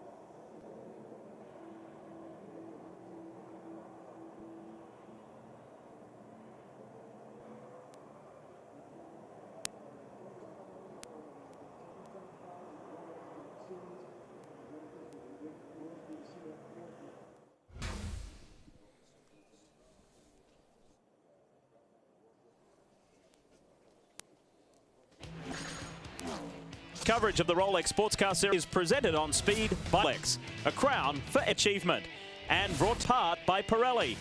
Is nothing without control. Boy, did we see plenty of control today. There was some magnificent driving on display. Let's hear from more of the guys celebrating. We'll start with Chris Neville. Well, after 3 finishes, outside the top 10, Ski Boys back on the podium. Timo, those changing conditions, how difficult was that? It was very difficult. I mean, I went out on mine, it was raining, but I decided to put slicks for me. It was perfect. We made a good gap to the 99 car. Then it was raining again, we came in for rains, then we came in for dries, and at the end, rains again. So it was a big gambling, and at the end, a job from Penske, from the whole Penske crew, and for the Verizon Wireless team, P2 position podium, our 3rd podium this year, but this year was ours, so, but anyway. Romain, I know you've been frustrated this summer, but it really like the car is ready to win. You guys ready to break through? Well, it's first time today that able to pass the 01 or the 99. It's never happened this year, so it's a big difference. We had a good, I mean, you know, so far just try to win overall. Have fun, that's important. They've got 2 more chances, guys. Well, the newcomer from Ghana, the old vet, Andy Law, bringing the 66 Porsche here to the podium, 2nd place. Brendan, not a bad way to start your grand career, huh? No, I wanted to keep the transmission in it, all the brakes on it so the man could do it. And I'll tell you what, you got the right people, and you got TRG, you got Andy. That was just unbelievable. The last 5-10 laps in the rain, like Andy's just the man. I was sitting there, I like being on the race cars better. That's just nerve-wracking. It's nerve-wracking. You're out there on slicks. Pretty hairy there at the end, didn't it? Yeah, for some of the viewers at home to help under, the DPs all pitted. It came in range because they got single lug, so it's like a 2nd stop. We're at 540, so we got a lot more. When there's under 10 to go, it's pretty tough. But I got to think, as TRG put together a great. Kevin was calling the shots. Brock here's been doing a job all year. We got in South Point Casinos on the hill on the car here this weekend. It's a great weekend. I mean, we're back on the podium here in the Rolex, and this guy, having driven 1 day in a Porsche, did an amazing job here. Gone for real. Well, these guys are having fun, Chris. Last time the 9 was leading the points was back in the beginning of June. Alex, that was a good run. You finally got on the podium in those last laps. Yeah, it was a really good day. Championship-wise, it was a really good day. Hate to give up, a win. It was such a great car, but a lot of difficult calls out there with the conditions changing much. On that last one, when I got by the Penske, I figured, really good shape. And then the conditions changed again, and we didn't come in the pits. I made the call. I didn't come in the pits when I should. Anyway, we have to get back on the podium, so when you can come home with a car on a wet day, you're in shape. And they're in good shape last 2 races, guys. Yes. Interestingly, coming into the race, the 99 not won at any of the final racetracks. That still stays right now, heading into Salt Lake. Well, they felt this was their best victory with 3 rounds to go, but the says the last 2 they are ours, so it's certainly going to be interesting what plays out, and the SunTrust team back in the mix too. Here in Montreal, it's in dramatic fashion with NASCAR Carl Edwards crashing before the green flag. It finished in dramatic fashion with the rain coming down and all of the drivers' skill for sure. Some came out better, some came out a little worse. It was a tough day. You've been watching Grand Am here on Speed. We look forward to you joining us again as championship draws to a close. Salt Lake City, Utah, week's time. We'll see you then.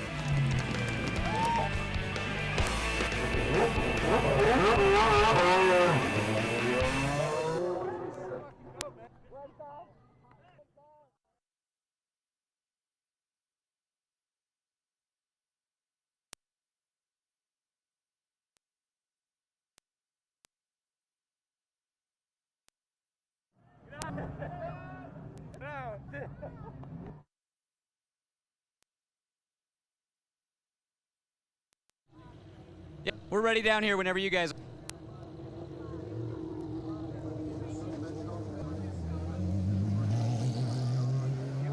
Am I throwing it to? Okay. And she.